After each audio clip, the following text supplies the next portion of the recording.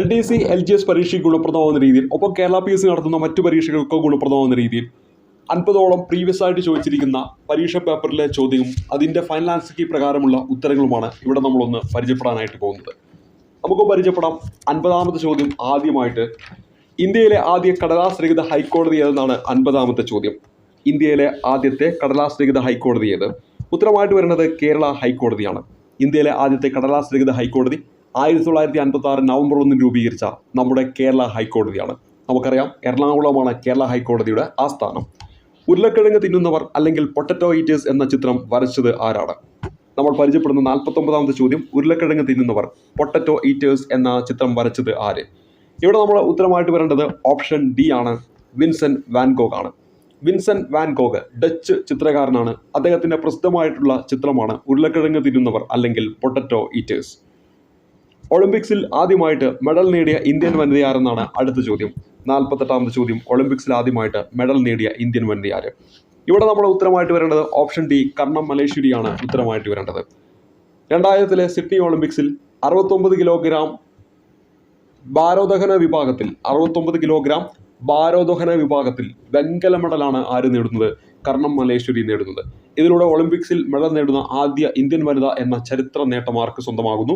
കർണം മല്ലേശ്വരിക്ക് സ്വന്തമാകുന്നു. അപ്പോൾ 2000 Sydney Olympics 69 kilo വിഭാഗം ഭാരോദ്വഹന വിഭാഗത്തിൽ വെങ്കല മെഡലാണ് കർണം മല്ലേശ്വരി നേടുന്നത്. 47ാമത്തെ ചോദ്യം, ശബ്ദസുന്ദരൻ എന്നറിയപ്പെടുന്ന കവി ആരെന്നാണ് നമ്മുടെ ചോദ്യം. ശബ്ദസുന്ദരൻ എന്നറിയപ്പെടുന്ന കവി ആരാണ്? ഇവിടെ നമ്മൾ ഉത്തരമായിട്ട് വരേണ്ടത് ഓപ്ഷൻ സി, വള്ളത്തോളാണ്. നമുക്കറിയാം കേരള വാൽമീകി എന്നും അതോടൊപ്പം തന്നെ കേരള ടെന്നിസൺ എന്നൊക്കെ വിളിക്കുന്ന വള്ളത്തോൾ നാരായണ മേനോനെ ശബ്ദസുന്ദരൻ എന്നും വിശേഷിപ്പിക്കുന്നു എന്ന കാര്യം ഓർത്തിരിക്കുക. അടുത്തായി പരിചയപ്പെടുന്നത് 46ാമത്തെ ചോദ്യമാണ്. വെള്ളായപ്പൻ കേന്ദ്ര കഥാപാത്രമായി വരുന്ന OV വിജയൻ രചിച്ച ചെറുകഥ ഏത്? ഉത്തരമായിട്ട് വരേണ്ടത് കടൽ തീരത്താണ്. കടൽ തീരത്ത് എന്ന ചെറുകഥ OV വിജയൻ രചിച്ച ചെറുകഥ, അതിലെ കേന്ദ്ര കഥാപാത്രമാണ് വെള്ളായപ്പൻ. 45ാമത്തെ ചോദ്യം, ആറ്റോമിക സംഖ്യ 11 മൂലകത്തിന്റെ L ഷെല്ലിൽ എത്ര ഇലക്ട്രോണുകളുണ്ട് എന്നതാണ് 45ാമത്തെ ചോദ്യം. ഈ ഒരു ഉത്തരത്തിലേക്ക് വരുന്നതിന് മുമ്പായിട്ട് കുറച്ച് കാര്യങ്ങളൊന്ന് പരിചയപ്പെടാം, എങ്കിൽ മാത്രമേ ഇതിൻ്റെ ഉത്തരം നിങ്ങൾക്ക് മനസ്സിലാവുള്ളൂ. നോക്കുക, നമുക്കറിയാം ഒരു ആറ്റം എന്ന് പറയുമ്പോൾ അതിൻ്റെ കേന്ദ്രഭാഗത്ത് എന്തുണ്ട്? ന്യൂക്ലിയസ് ഉണ്ട് എന്ന് നമുക്കറിയാം. ആ ന്യൂക്ലിയസിന് ചുറ്റുമായിട്ട് ഷെല്ലുകളുണ്ട്. അതിൽ ഒന്നാമത്തെ ഷെല്ലിനെ നമ്മൾ K ഷെൽ എന്ന് പറയുന്നു. തൊട്ട് അതിൻ്റെ പുറമേ വരുന്ന രണ്ടാമത്തെ ഷെല്ലിനെ നമ്മൾ L ഷെൽ എന്ന് പറയുന്നു.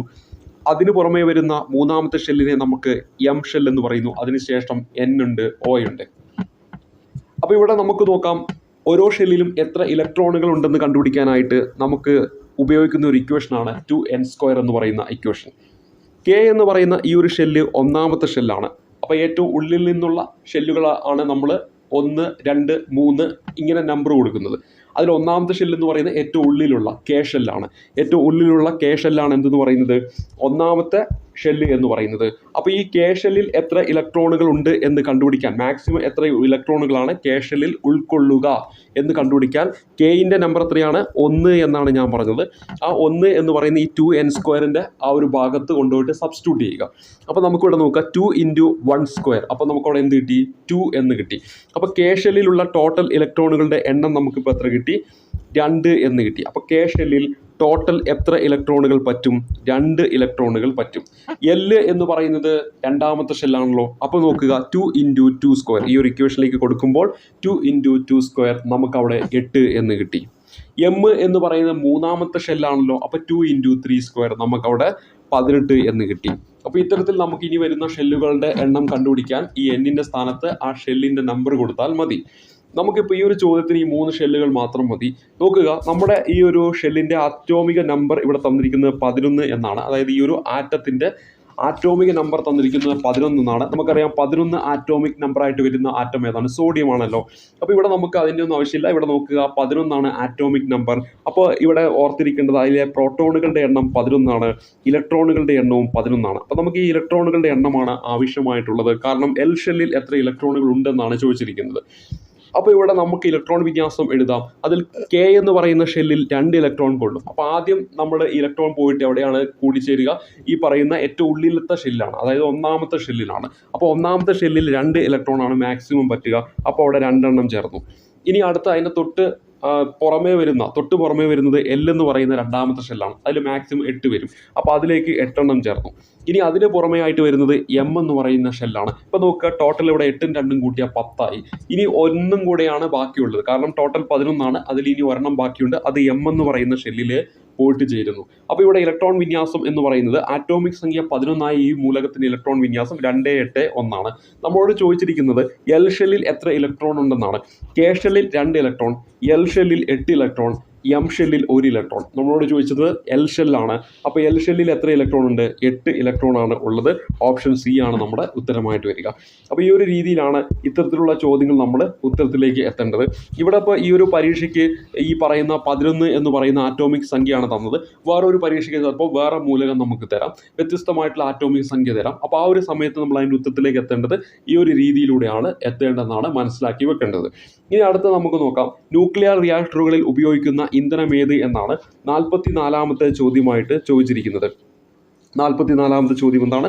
ന്യൂക്ലിയർ റിയാക്ടറുകളിൽ ഉപയോഗിക്കുന്ന ഇന്ധനം ഏത്? ഓപ്ഷൻ ഡി പ്ലൂട്ടോണിയമാണ് ഈ ഒരു ചോദ്യത്തിൻ്റെ ഉത്തരമായിട്ട് വരിക, പ്ലൂട്ടോണിയം. ഇനി അടുത്തായിട്ട് നമ്മൾ പരിചയപ്പെടുന്നത് ചുവടെ നൽകിയിരിക്കുന്നവയിൽ കപട സംക്രമണ മൂലകം ഏത് എന്നതാണ് ഇവിടെ 43ാമത്തെ ചോദ്യമായിട്ട് ചോദിച്ചിരിക്കുന്നത്. ഇവിടെ നമ്മൾ ഉത്തരം എന്ന് പറയുന്ന ഓപ്ഷൻ എ കാഡ്മിയമാണ് ഉത്തരമായിട്ട് വരേണ്ടത്. അപ്പോൾ ഈ ഒരു ചോദ്യം ഒരുപക്ഷെ പെട്ടെന്ന് നിങ്ങൾ കേൾക്കുന്ന സമയത്ത് എന്താണ് ഈ കപട സംക്രമണ മൂലകം എന്ന് അറിയത്തുണ്ടാവില്ല. അപ്പോൾ അത് അറിഞ്ഞെങ്കിൽ മാത്രമേ ഈ ഒരു ചോദ്യം നമ്മൾ ഉത്തരം ചെയ്യുന്നതുകൊണ്ട് അർത്ഥമുള്ളൂ. അപ്പോൾ ആ കാര്യം കൂടി ഇതിനോടൊപ്പം ഒന്ന് ആഡ് ചെയ്യുകയാണ്. കപട സംക്രമണ മൂലകം എന്ന് പറയുന്ന 3 മൂലകങ്ങളാണ്. ആ പേരുകൾ ഓർത്തിരിക്കണം. ഇന്നിവിടെ കാഡ്മിയം ചോദിച്ചെങ്കിൽ നാളെ സിങ്ക് ചോദിക്കാം. ഇന്ന് ഇവിടെ കാഡ്മിയം ചോദിച്ചെങ്കിൽ നാളെ എന്തും ചോദിക്കാം, മെർക്കുറിയും ചോദിക്കാം. സിങ്കും മെർക്കുറിയും ഒപ്പം നമ്മളിവിടെ ചോദിച്ചിരിക്കുന്ന കാഡ്മിയമാണ് എന്ത്? കപട സംക്രമണ മൂലകം എന്ന് പറയുന്നത്. ഡയറക്റ്റ് SCERT നിന്ന് എടുത്തിരിക്കുന്ന ഒരു ചോദ്യമാണ് സയൻസിലെ പല ചോദ്യങ്ങളും.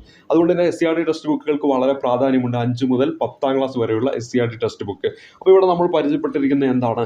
കപട സംക്രമണ മൂലകം. 3 മൂലകങ്ങൾ, സിങ്കും കാഡ്മിയവും മെർക്കുറിയും. ഇനി എന്താണ് ഈ കപട സംക്രമണ മൂലകം എന്ന് പറയുന്നത്? സംക്രമണ മൂലകം, അതായത് ഈ ഒരു ഭാഗം മാത്രം നോക്കുക. അത് നിങ്ങൾ എന്തായാലും കേട്ടിട്ടുണ്ടായിരിക്കും. നമ്മുടെ പീരിയോഡിക് ടേബിളിലെ 3ാമത്തെ ഗ്രൂപ്പ് മുതൽ 12ാമത്തെ ഗ്രൂപ്പ് വരെയുള്ളതിനെയാണ് നമ്മൾ എന്തെന്ന് പറയുന്നത്? ഡി ബ്ലോക്ക് എന്ന് പറയുന്നത്. ആ ഡി ബ്ലോക്ക് മൂലകങ്ങളെയാണ് നമ്മൾ സംക്രമണ മൂലകങ്ങൾ എന്ന് പറയുന്നത്, അല്ലെങ്കിൽ ട്രാൻസിഷൻ എലമെന്റ്സ് എന്ന് പറയുന്നത്. നിലവിൽ നമ്മളിവിടെ പരിചയപ്പെട്ടിരിക്കുന്ന ഈ 3 മൂലകങ്ങൾ, അതായത് സിങ്കും മെർക്കുറിയും കാഡ്മിയവും ഒക്കെ എന്താണ്? 12ാമത്തെ ഗ്രൂപ്പിലെ മൂലകമാണ്. അതായത് ഈ 12 എന്ന് പറയുന്നത് ഡി ബ്ലോക്കിൽ ഉൾപ്പെടുന്ന മൂലകമാണ്. എന്നാൽ ഈ പറഞ്ഞ സിങ്കിനും കാഡ്മിയത്തിനും മെർക്കുറിക്കും ഒരു പ്രത്യേകതയുണ്ട്. 12ാം ഗ്രൂപ്പിൽ ഉൾപ്പെടുന്നതും എന്നാൽ എന്താണ്? സംക്രമണ മൂലകങ്ങളുടെ എല്ലാ പൊതുഗുണങ്ങളും കാണിക്കാത്തതുമായിട്ടുള്ള മൂലകങ്ങളാണ് ഇവിടെ പരിചയപ്പെട്ടിരിക്കുന്ന സിങ്കും കാഡ്മിയവും മെർക്കുറിയും. അതുകൊണ്ട് തന്നെ ഈ 3 മൂലകങ്ങളെ നമുക്ക് എന്തെന്ന് പറയാം? കപട സംക്രമണ മൂലകങ്ങൾ എന്ന് പറയാം. അതുകൊണ്ടാണ് ഈ മൂലകങ്ങളെ നമ്മൾ എന്തെന്ന് വിളിക്കുന്നത്? കപട സംക്രമണ മൂലകങ്ങൾ എന്ന് വിളിക്കുന്നത്. അപ്പോൾ ഏതെല്ലാമാണ് കപട സംക്രമണ മൂലകങ്ങൾ എന്ന് മനസ്സിലാക്കി വെക്കണം. എന്തുകൊണ്ടാണ് അങ്ങനെ വിളിക്കുന്നത് എന്നും മനസ്സിലാക്കി വെക്കണം. ആ പേരുകൾ ഒരിക്കൽ കൂടി എഴുതുന്നു. സിങ്ക് ഉണ്ട്, അതുപോലെ തന്നെ കാഡ്മിയം ഉണ്ട്, അതേപോലെ തന്നെ മറ്റൊന്ന് മെർക്കുറിയും ഉണ്ടെന്ന കാര്യം ഓർത്തിരിക്കുക. ഇനി നമ്മൾ അടുത്തതായിട്ട് പരിചയപ്പെടാൻ പോകുന്നത് 42ാമത്തെ ചോദ്യമാണ്. 42ാമത്തെ ചോദ്യം, W ഏത് മൂലകത്തിൻ്റെ പ്രതീകമാണ്? ഓപ്ഷൻ ഡി ടങ്സ്റ്റൺ എന്നതാണ് ഈ ഒരു ചോദ്യത്തിൻ്റെ ഉത്തരമായിട്ട് വരുന്നത്. പലപ്പോഴും നമുക്ക് ഈ ഒരു ലാറ്റിൻ നാമത്തിൽ നിന്ന് മൂലകങ്ങളുടെ പ്രതീകങ്ങളായിട്ട് തിരഞ്ഞെടുത്തിട്ടുണ്ട് അല്ലേ? പല മൂലകങ്ങൾക്കും നമ്മൾ ആ മൂലകങ്ങളുടെ പേര് നമ്മൾ പറയുന്നതായിരിക്കില്ല അതിൻ്റെ പ്രതീകം എന്ന് പറയുന്നത്. ടങ്സ്റ്റൺ എന്ന് ഞാനിവിടെ പറയുന്നു, പക്ഷേ പ്രതീകം എന്ന് പറയുന്നത് പീരിയോഡിക് ടേബിളിൽ നോക്കിയാൽ W എന്നാണ് കാണുക. ഒരു ബന്ധവും ഉണ്ടാവില്ല. പക്ഷേ അവിടെ ആ പ്രതീകം, അതായത് ആ W എന്ന് പറയുന്ന ആ ഒരു ലെറ്റർ പ്രതീകമായിട്ട് എടുക്കുന്നത് ശരിക്കും ഈ ടങ്സ്റ്റൺ എന്ന് പറയുന്ന മൂലകത്തിന്റെ ലാറ്റിൻ നാമത്തിൽ നിന്നാണെന്ന കാര്യം ഓർത്തിരിക്കുക. അവിടെ W എന്ന് പറയുമ്പോൾ ഈ ടങ്സ്റ്റൺ എന്ന് പറയുന്ന മൂലകം, ആ മൂലകത്തിന്റെ ലാറ്റിൻ നാമം എന്ന് പറയുന്നത് വൂൾഫ്രം എന്നാണ്. എന്താണ്? വൂൾഫ്രം എന്നാണ് ലാറ്റിൻ നാമം. ആ ലാറ്റിൻ നാമത്തിൽ നിന്നാണ് W എന്ന് പറയുന്ന പ്രതീകം എന്തിനെടുത്തിരിക്കുന്നത്? ടങ്സ്റ്റൺ എന്ന് പറയുന്ന മൂലകത്തിന് എടുത്തിരിക്കുന്നത് എന്ന കാര്യം ഓർത്തിരിക്കുക. ഇത്തരത്തിൽ PSC പരീക്ഷയ്ക്ക് ചോദിക്കുന്ന വളരെ ഇമ്പോർട്ടൻ്റ് ആയിട്ടുള്ള കുറച്ച് മൂലകങ്ങളുണ്ട്. ഈ മൂലകങ്ങളുടെയൊക്കെ പ്രതീകങ്ങൾ എടുത്തിരിക്കുന്നത് എവിടെ നിന്നാണ്? ലാറ്റിൻ നാമത്തിൽ നിന്നാണ്. അപ്പോൾ ഇത്തരത്തിൽ ഈ പ്രതീകങ്ങൾ ചോദിക്കുമ്പോൾ പലപ്പോഴും ഇത്തരത്തിൽ ലാറ്റിൻ നാമത്തിൽ നിന്നും പ്രതീകങ്ങൾ എടുത്തിരിക്കുന്ന മൂലകങ്ങളാണ് എപ്പോഴും ചോദിച്ച് കാണാറുള്ളത്. അപ്പോൾ അതിനൊരു ഉദാഹരണമാണ് ഇവിടെ W എന്ന് ചോദിച്ചിരിക്കുന്നത്. അപ്പോൾ കുറച്ച് മൂലകങ്ങൾ ലാറ്റിൻ നാമത്തിൽ നിന്ന് പ്രതീകം എടുത്തിരിക്കുന്നതൊന്ന് പരിചയപ്പെടാം. എങ്കിൽ മാത്രമേ ഈ ഒരു ചോദ്യം നമ്മൾ പരിചയപ്പെടുന്നതുകൊണ്ട് അർത്ഥമുള്ളൂ. അപ്പോൾ കേട്ടിരിക്കുക, വളരെ വേഗത്തിലൊന്ന് പറഞ്ഞു പോകാം. ഒന്ന്, ഞാൻ ഇവിടെ പരിചയപ്പെടുന്ന അയൺ ആണ്, അല്ലെങ്കിൽ ഇരുമ്പാണ്. ഇരുമ്പ് എന്നതിൻ്റെ പ്രതീകം നിങ്ങൾ കണ്ടിട്ടുണ്ടാകും പീരിയോഡിക് ടേബിളിൽ Fe എന്നാണ്. നമുക്കറിയാം 26ാമത്തെ ആറ്റോമിക് നമ്പറിൽ വരുന്ന ഇരുമ്പ് എന്ന് പറയുന്ന മൂലകത്തിന്റെ പ്രതീകം പീരിയോഡിക് ടേബിളിൽ നോക്കിക്കഴിഞ്ഞാൽ കാണുന്നത് എത്രയാണ് കാണുന്നത്? Fe എന്നാണ് കാണുന്നത്. Fe എന്നാണ് കാണുന്നത്. അങ്ങനെ വരാൻ കാരണം അതിൻ്റെ ലാറ്റിൻ നാമം എന്ന് പറയുന്നത് ഫെറം എന്നാണ്. അതിൻ്റെ ലാറ്റിൻ നാമം എന്താണ്? ഫെറം എന്നാണ്. ആ ഒരു കാരണം കൊണ്ടാണ് Fe എന്ന ആ ഒരു പ്രതീകം ഇരുമ്പ് എന്ന മൂലകത്തിന് നൽകിയിരിക്കുന്നത്, അല്ലെങ്കിൽ അയൺ എന്ന മൂലകത്തിന് നൽകിയിരിക്കുന്നത്. ഇതുപോലെ തന്നെ മറ്റൊന്നാണ് സ്വർണം എന്നതിൻ്റെ പ്രതീകം Au എന്നാണ് നമുക്ക് കാണുക. നമുക്കറിയാം സ്വർണത്തിൻ്റെ ആറ്റോമിക് നമ്പർ ചോദിച്ചിട്ടുണ്ട് 79 ആണ്. 79 ആറ്റോമിക് നമ്പറായിട്ട് വരുന്ന സ്വർണത്തിൻ്റെ പ്രതീകം Au എന്നാണ്. ഗോൾഡ് എന്ന് നമ്മൾ ഇംഗ്ലീഷിൽ പറയും, പക്ഷേ പേരും പ്രതീകവും തമ്മിൽ യാതൊരു ബന്ധവുമില്ല. പ്രതീകവും തമ്മിൽ യാതൊരുവിധ ബന്ധവുമില്ല. പക്ഷേ ആ പ്രതീകം വന്നിരിക്കുന്നത് എവിടെ നിന്നാണ്? ഇതിൻ്റെ ലാറ്റിൻ നാമത്തിൽ നിന്നാണ്. ലാറ്റിൻ നാമം എന്ന് പറയുന്നത് ഔറം എന്നാണ്. സ്വർണത്തിൻ്റെ ലാറ്റിൻ നാമം പരീക്ഷയ്ക്ക് ചോദിച്ചിട്ടുണ്ട്, ഔറം എന്നാണ്. ഔറം എന്നറിയപ്പെടുന്ന പീരിയോഡിക് ടേബിളിലെ മൂലകം ഏതാണെന്ന് ചോദിച്ചിട്ടുണ്ട്. അത് ഉത്തരമായിട്ട് വരേണ്ട സ്വർണമാണ്. അപ്പോൾ സ്വർണത്തിൻ്റെ പ്രതീകം Au എന്ന് വരാൻ കാരണം എന്താണെന്ന് മനസ്സിലായി. ഇത്തരത്തിൽ നമ്മുടെ വെള്ളിയുടെ ലാറ്റിൻ നാമം എന്ന് പറയുന്നത് അർജന്റം എന്നാണ്. വെള്ളിയുടെ ലാറ്റിൻ നാമം എന്താണെന്ന് ചോദിച്ചാൽ ഉത്തരമായിട്ട് വരേണ്ടത് അർജന്റം എന്നാണ്. ഈ വെള്ളിയുടെ പ്രതീകം വന്നിരിക്കുന്നത് ഈ അർജന്റത്തിൽ നിന്നാണ്. Ag എന്നാണ് വെള്ളി എന്ന മൂലകത്തിൻ്റെ പ്രതീകം. Ag എന്ന ഈ ഒരു മൂലകത്തിൻ്റെ ആറ്റോമിക് നമ്പർ 47 ആണ്. ഇനി നമ്മൾ അടുത്തതായിട്ട് പരിചയപ്പെടുന്നത് നമ്മുടെ ചെമ്പാണ്, അല്ലെങ്കിൽ കോപ്പറാണ്. കോപ്പർ എന്നതിൻ്റെ പ്രതീകം Cu എന്നാണ്. Cu എന്ന ഈ ഒരു മൂലകത്തിൻ്റെ ആറ്റോമിക് നമ്പർ 29 ആണ്.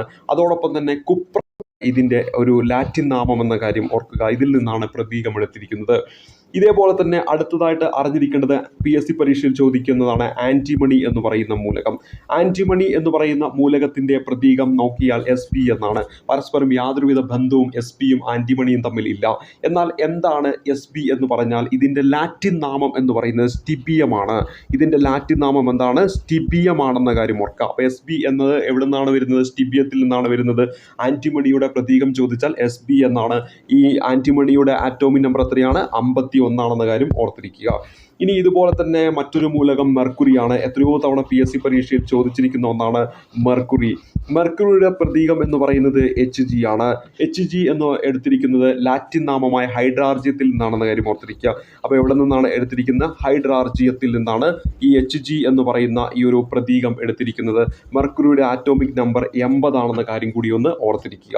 ഇനി നമ്മൾ അടുത്തായിട്ട് പരിചയപ്പെടാൻ പോകുന്ന സോഡിയമാണ്. സോഡിയത്തിൻ്റെ പ്രതീകം എല്ലാവർക്കും അറിയാം Na എന്നാണ്. അതിൻ്റെ ആറ്റോമിക് നമ്പർ ചോദിക്കാം, ഉത്തരമായിട്ട് വരിക 11 എന്നാണ്. അതേപോലെ തന്നെ ഈ സോഡിയം എന്ന് പറയുമ്പോൾ S വെച്ചൊക്കെയാണ് എഴുതാൻ തുടങ്ങുന്നത്. പക്ഷേ Na എന്ന് പറയുമ്പോൾ അതുമായിട്ട് ഒരു ബന്ധവുമില്ല. അപ്പോൾ എന്താണ് ഈ Na എന്ന് പറഞ്ഞാൽ? സോഡിയത്തിൻ്റെ ലാറ്റിൻ നാമമാണ്. സോഡിയത്തിൻ്റെ ലാറ്റിൻ നാമം എന്താണെന്ന് ചോദിക്കും. നാട്രിയം എന്നാണ്. എന്താണ് സോഡിയത്തിൻ്റെ ലാറ്റിൻ നാമം? നാട്രിയം എന്നാണ്. ഈ നാട്രിയത്തിൽ നിന്നാണ് Na വന്നിരിക്കുന്നത്, സോഡിയത്തിൻ്റെ പ്രതീകം വന്നിരിക്കുന്നത്. ഇതുപോലെ നമ്മളിപ്പോൾ ഓൾറെഡി പഠിച്ചു ടങ്സ്റ്റൻ്റെ പ്രതീകം W വന്നിരിക്കുന്നത് വൂൾഫ്രം എന്നതിൽ നിന്നാണ്. അതുപോലെ PSC പരീക്ഷയ്ക്ക് ചോദിക്കുന്ന ഒന്നാണ് ടിൻ എന്ന് പറയുന്നത്. അതേപോലെ തന്നെ മറ്റൊന്നാണ് ലെഡ് എന്ന് പറയുന്നത്. ഇത് രണ്ടും ഞാൻ ഒരുമിച്ച് പറയാൻ കാരണം ടിന്നിനെയാണ് നമ്മൾ വെളുത്തീയം എന്ന് പറയുന്നത്. അപ്പം വെളുത്തുള്ളി ഒരു ടിന്നിലിട്ട് വെച്ചു എന്ന് ഓർത്ത് വെച്ചാൽ മതി. വെളുത്തുള്ളി ഒരു ടിന്നിലിട്ട് വെച്ചു എന്ന് ഓർത്ത് വെച്ചാൽ മതി. വെളുത്തീയം അല്ലെങ്കിൽ ടിൻ എന്ന് നമുക്ക് പറയാം. അതുപോലെ തന്നെ ലെഡിനെയാണ് നമ്മൾ എന്തെന്ന് പറയുന്നത്? കറുത്തീയം എന്ന് പറയുന്നത്. കറുത്തീയം എന്ന് പറയുന്നത് എന്താണ്?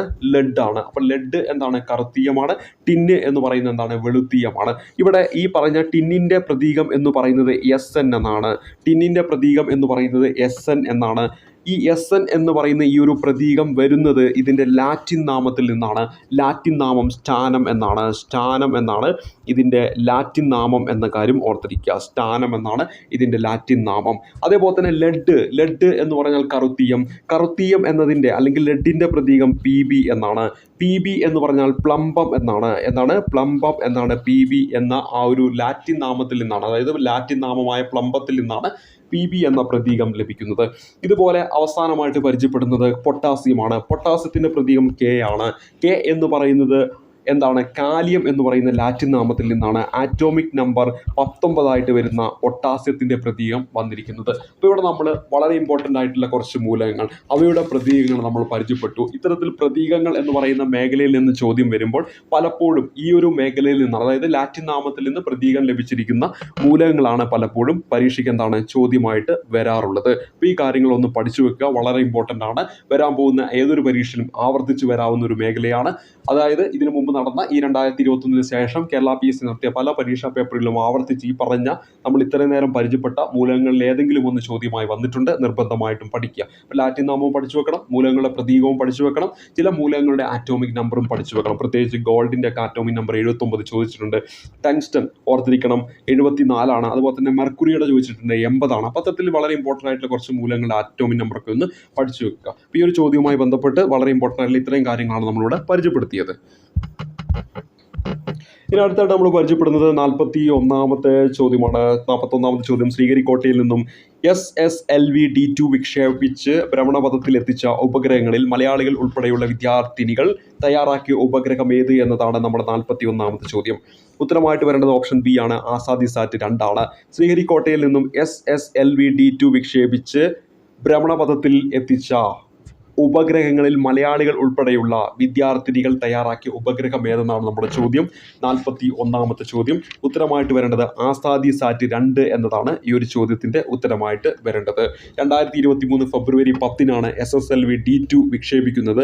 ഇവിടെ ഈ SSLV എന്ന് പറയുന്ന ആ ഒരു വിക്ഷേപണ വാഹനം, അതിനെയാണ് നമ്മൾ ബേബി റോക്കറ്റ് എന്ന് വിളിക്കുന്നത്. എന്താണ് ബേബി റോക്കറ്റ് എന്നാണ് വിളിക്കുന്നതെന്ന കാര്യം ഓർക്കുക. സതീഷ് ധവാൻ സ്പേസ് സെൻറ്റർ ശ്രീഹരിക്കോട്ട, അവിടെ നിന്നാണ് ഇത് വിക്ഷേപിക്കുന്നത്. അടുത്തതായിട്ട് പരിചയപ്പെടുന്നത് 10 കിലോഗ്രാം മാസുള്ള ഒരു വസ്തു 5 മീറ്റർ/സെക്കൻഡ് പ്രവേഗത്തിൽ സഞ്ചരിക്കുന്നുവെങ്കിൽ വസ്തുവിൻ്റെ ആക്കം എത്ര എന്നതാണ് നമ്മുടെ അടുത്തൊരു ചോദ്യം.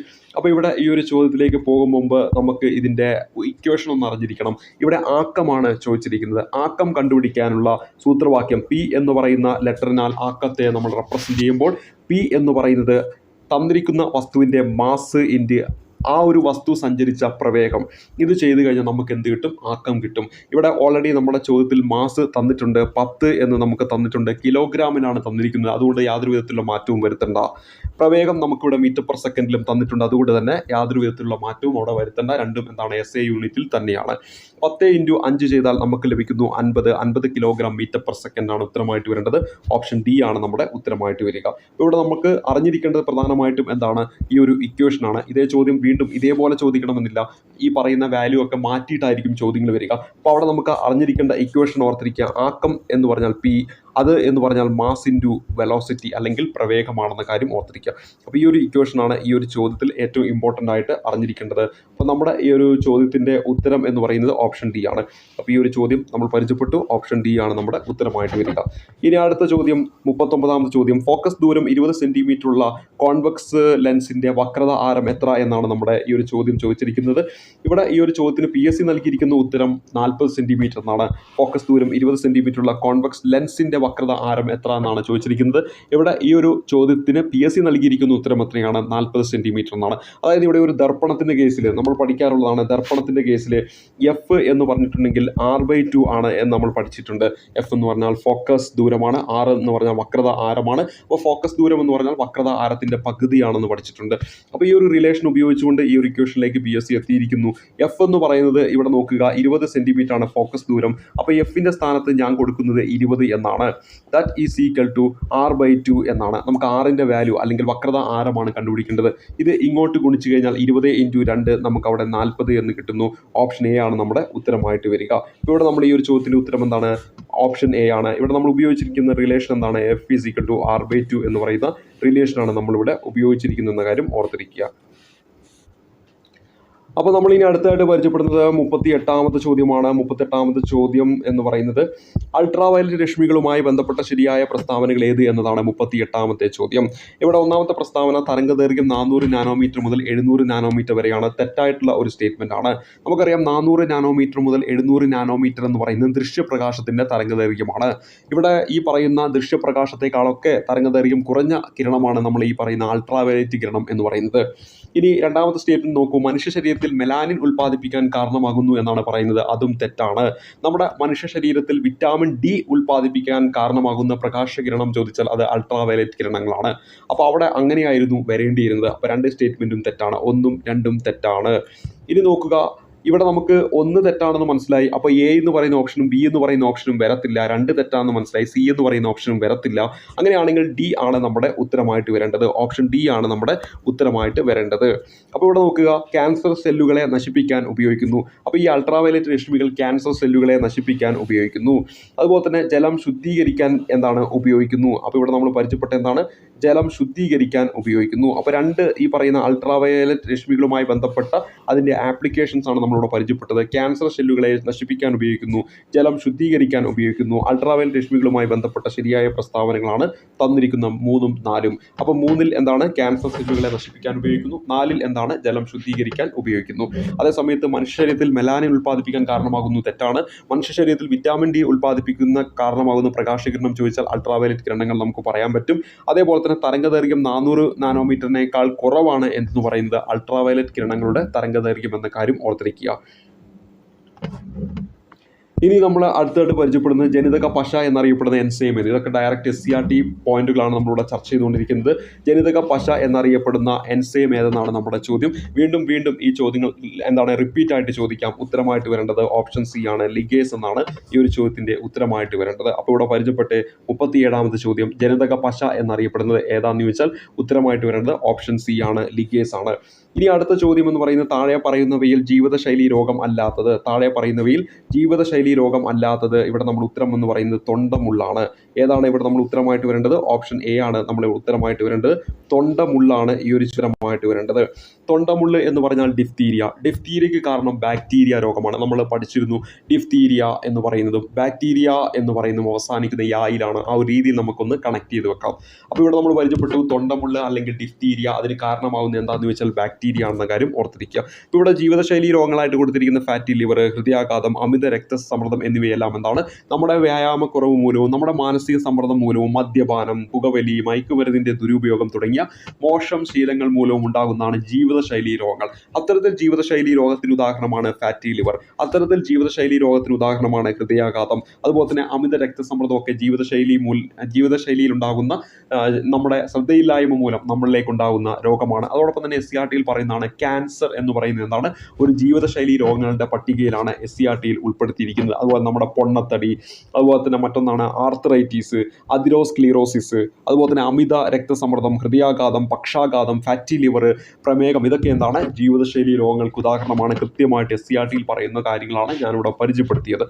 അപ്പോൾ ഇവിടെ ഞാനൊരു വർഷം കൂടി നിങ്ങളുടെ മുന്നിലേക്ക് പരിചയപ്പെടുത്തുകയാണ്. ഇതിനു മുമ്പ് പരീക്ഷയ്ക്ക് ചോദിച്ചതാണ്, ആ ഒരു വർഷം ഒന്ന് പരിചയപ്പെടുത്തുകയാണ്. ഒരുപക്ഷെ പരീക്ഷയ്ക്ക് ചോദിക്കും എന്നൊരു കാരണം കൊണ്ടാണ്. SCRTയിൽ പറയുന്ന ഒരു വർഷമാണ് 2005 എന്ന് പറയുന്ന വർഷം. ഈ 2005 എന്ന് പറയുന്ന വർഷത്തിൻ്റെ പ്രത്യേകത, ഇവിടെ നമ്മൾ ഈ പഠിച്ച ടോപ്പിക്കുമായി ബന്ധപ്പെടുത്തി പറയുമ്പോൾ ജീവിതശൈലി രോഗ നിയന്ത്രണ പദ്ധതി ഇന്ത്യയിൽ ആരംഭിച്ചത് 2005ലാണ്. ജീവിതശൈലി രോഗ നിയന്ത്രണ പദ്ധതി ഇന്ത്യയിൽ ആരംഭിച്ച വർഷം 2005ആണ്. ഇനി അടുത്തത് DNA-യിൽ ജീനിൻ്റെ സ്ഥാനം കണ്ടെത്താൻ സഹായിക്കുന്ന സാങ്കേതിക വിദ്യ ഏതെന്നാണ് 35ാമത്തെ ചോദ്യമായിട്ട് ചോദിച്ചിരിക്കുന്നത്. അപ്പോൾ 35ാമത്തെ ചോദ്യം, DNA-യിൽ ജീനിൻ്റെ സ്ഥാനം കണ്ടെത്താൻ സഹായിക്കുന്ന സാങ്കേതിക വിദ്യ ഏത് എന്നാണ് 35ാം ചോദ്യം. ഓപ്ഷൻ ഡി ജീൻ മാപ്പിംഗ് എന്നാണ് ഈ ഒരു ചോദ്യത്തിൻ്റെ ഉത്തരമായിട്ട് വരുന്നത്. ഹെപ്പറ്റൈറ്റിസിനെ സംബന്ധിക്കുന്ന തെറ്റായ പ്രസ്താവന ഏത് എന്നതാണ് 34ാമത്തെ ചോദ്യം. ഹെപ്പറ്റൈറ്റിസിനെ സംബന്ധിക്കുന്ന തെറ്റായ പ്രസ്താവന ഏത് എന്നാണ് 34ാമത്തെ ചോദ്യം. ഒരു കരൾ സംബന്ധ രോഗമാണ് എന്ന് തന്നിരിക്കുന്നു. ഫൈലേറിയൽ വിരകളാണ് ഇതിന് കാരണമെന്ന് തന്നിരിക്കുന്നു.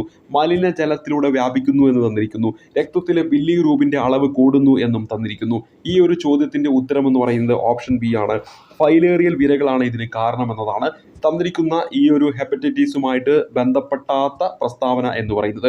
എന്നാൽ ഇതൊരു കരൾ സംബന്ധ രോഗമാണ്. അപ്പോൾ ഹെപ്പറ്റൈറ്റിസ് എന്ന് പറയുന്നത് ഒരു കരൾ സംബന്ധ രോഗമാണ് എന്ന കാര്യം ഓർത്തിരിക്കുക. അതേപോലെ തന്നെ മറ്റൊരു പോയിന്റ് ഇവിടെ പറയുന്നത് എന്താണ്, മലിനജലത്തിലൂടെ വ്യാപിക്കുന്നു എന്നാണ് പറയുന്നത്. അപ്പോൾ ഹെപ്പറ്റൈറ്റിസ് എന്ന് പറയുന്ന രോഗം എന്താണ്, മലിനജലത്തിലൂടെ വ്യാപിക്കുന്ന രോഗമാണ്. അതുപോലെ തന്നെ ഈ ഹെപ്പറ്റൈറ്റിസിൻ്റെ ഒരു പ്രധാന ലക്ഷണം എന്ന് പറയുന്നത് നമ്മുടെ കരളിനൊക്കെ ഉണ്ടാകുന്ന വീക്കമാണ് എന്ന കാര്യം ഓർക്കുക. അതേപോലെ തന്നെ മറ്റൊരു പ്രധാനപ്പെട്ട പോയിന്റ്, ഇവിടെ രക്തത്തിലെ ബില്ലിറൂബിൻ്റെ അളവ് കൂടുന്നു എന്നാണ് പറയുന്നത്. നമുക്കറിയാം നമ്മുടെ മനുഷ്യ ശരീരത്തിലെ കരൾ ഉൽപ്പാദിപ്പിക്കുന്ന പിത്തരസം, ആ പിത്തരസത്തിലുള്ള 2 വർണ്ണവസ്തുക്കളാണ് ബില്ലിറൂബിനും ബില്ലിവെർഡിനും. അതിൽ നമുക്ക് ഈ പറയുന്ന ഈ ഒരു രോഗം ഉണ്ടാകുന്ന സമയത്ത് ഈ കരൾ ഉൽപ്പാദിപ്പിക്കുന്ന പിത്തരസത്തിൻ്റെ പ്രവാഹം എന്താണ് തടയപ്പെടുന്നു. അതുവഴി ഈ പിത്തരസത്തിലെ ബിലിറൂബിൻ എന്താണ് നമ്മുടെ രക്തത്തിലേക്ക് വരികയും രക്തത്തിൽ അതിൻ്റെ അളവ് കൂടുകയും ചെയ്യുന്നു. അതാണ് ഇവിടെ ഓപ്ഷൻ ഡി കൊണ്ട് അർത്ഥമാക്കുന്നത്. അപ്പോൾ ഇവിടെ പറഞ്ഞിരിക്കുന്നു ഒരു കരൾ സംബന്ധമായ രോഗമാണ് ഹെപ്പറ്റൈറ്റിസ്.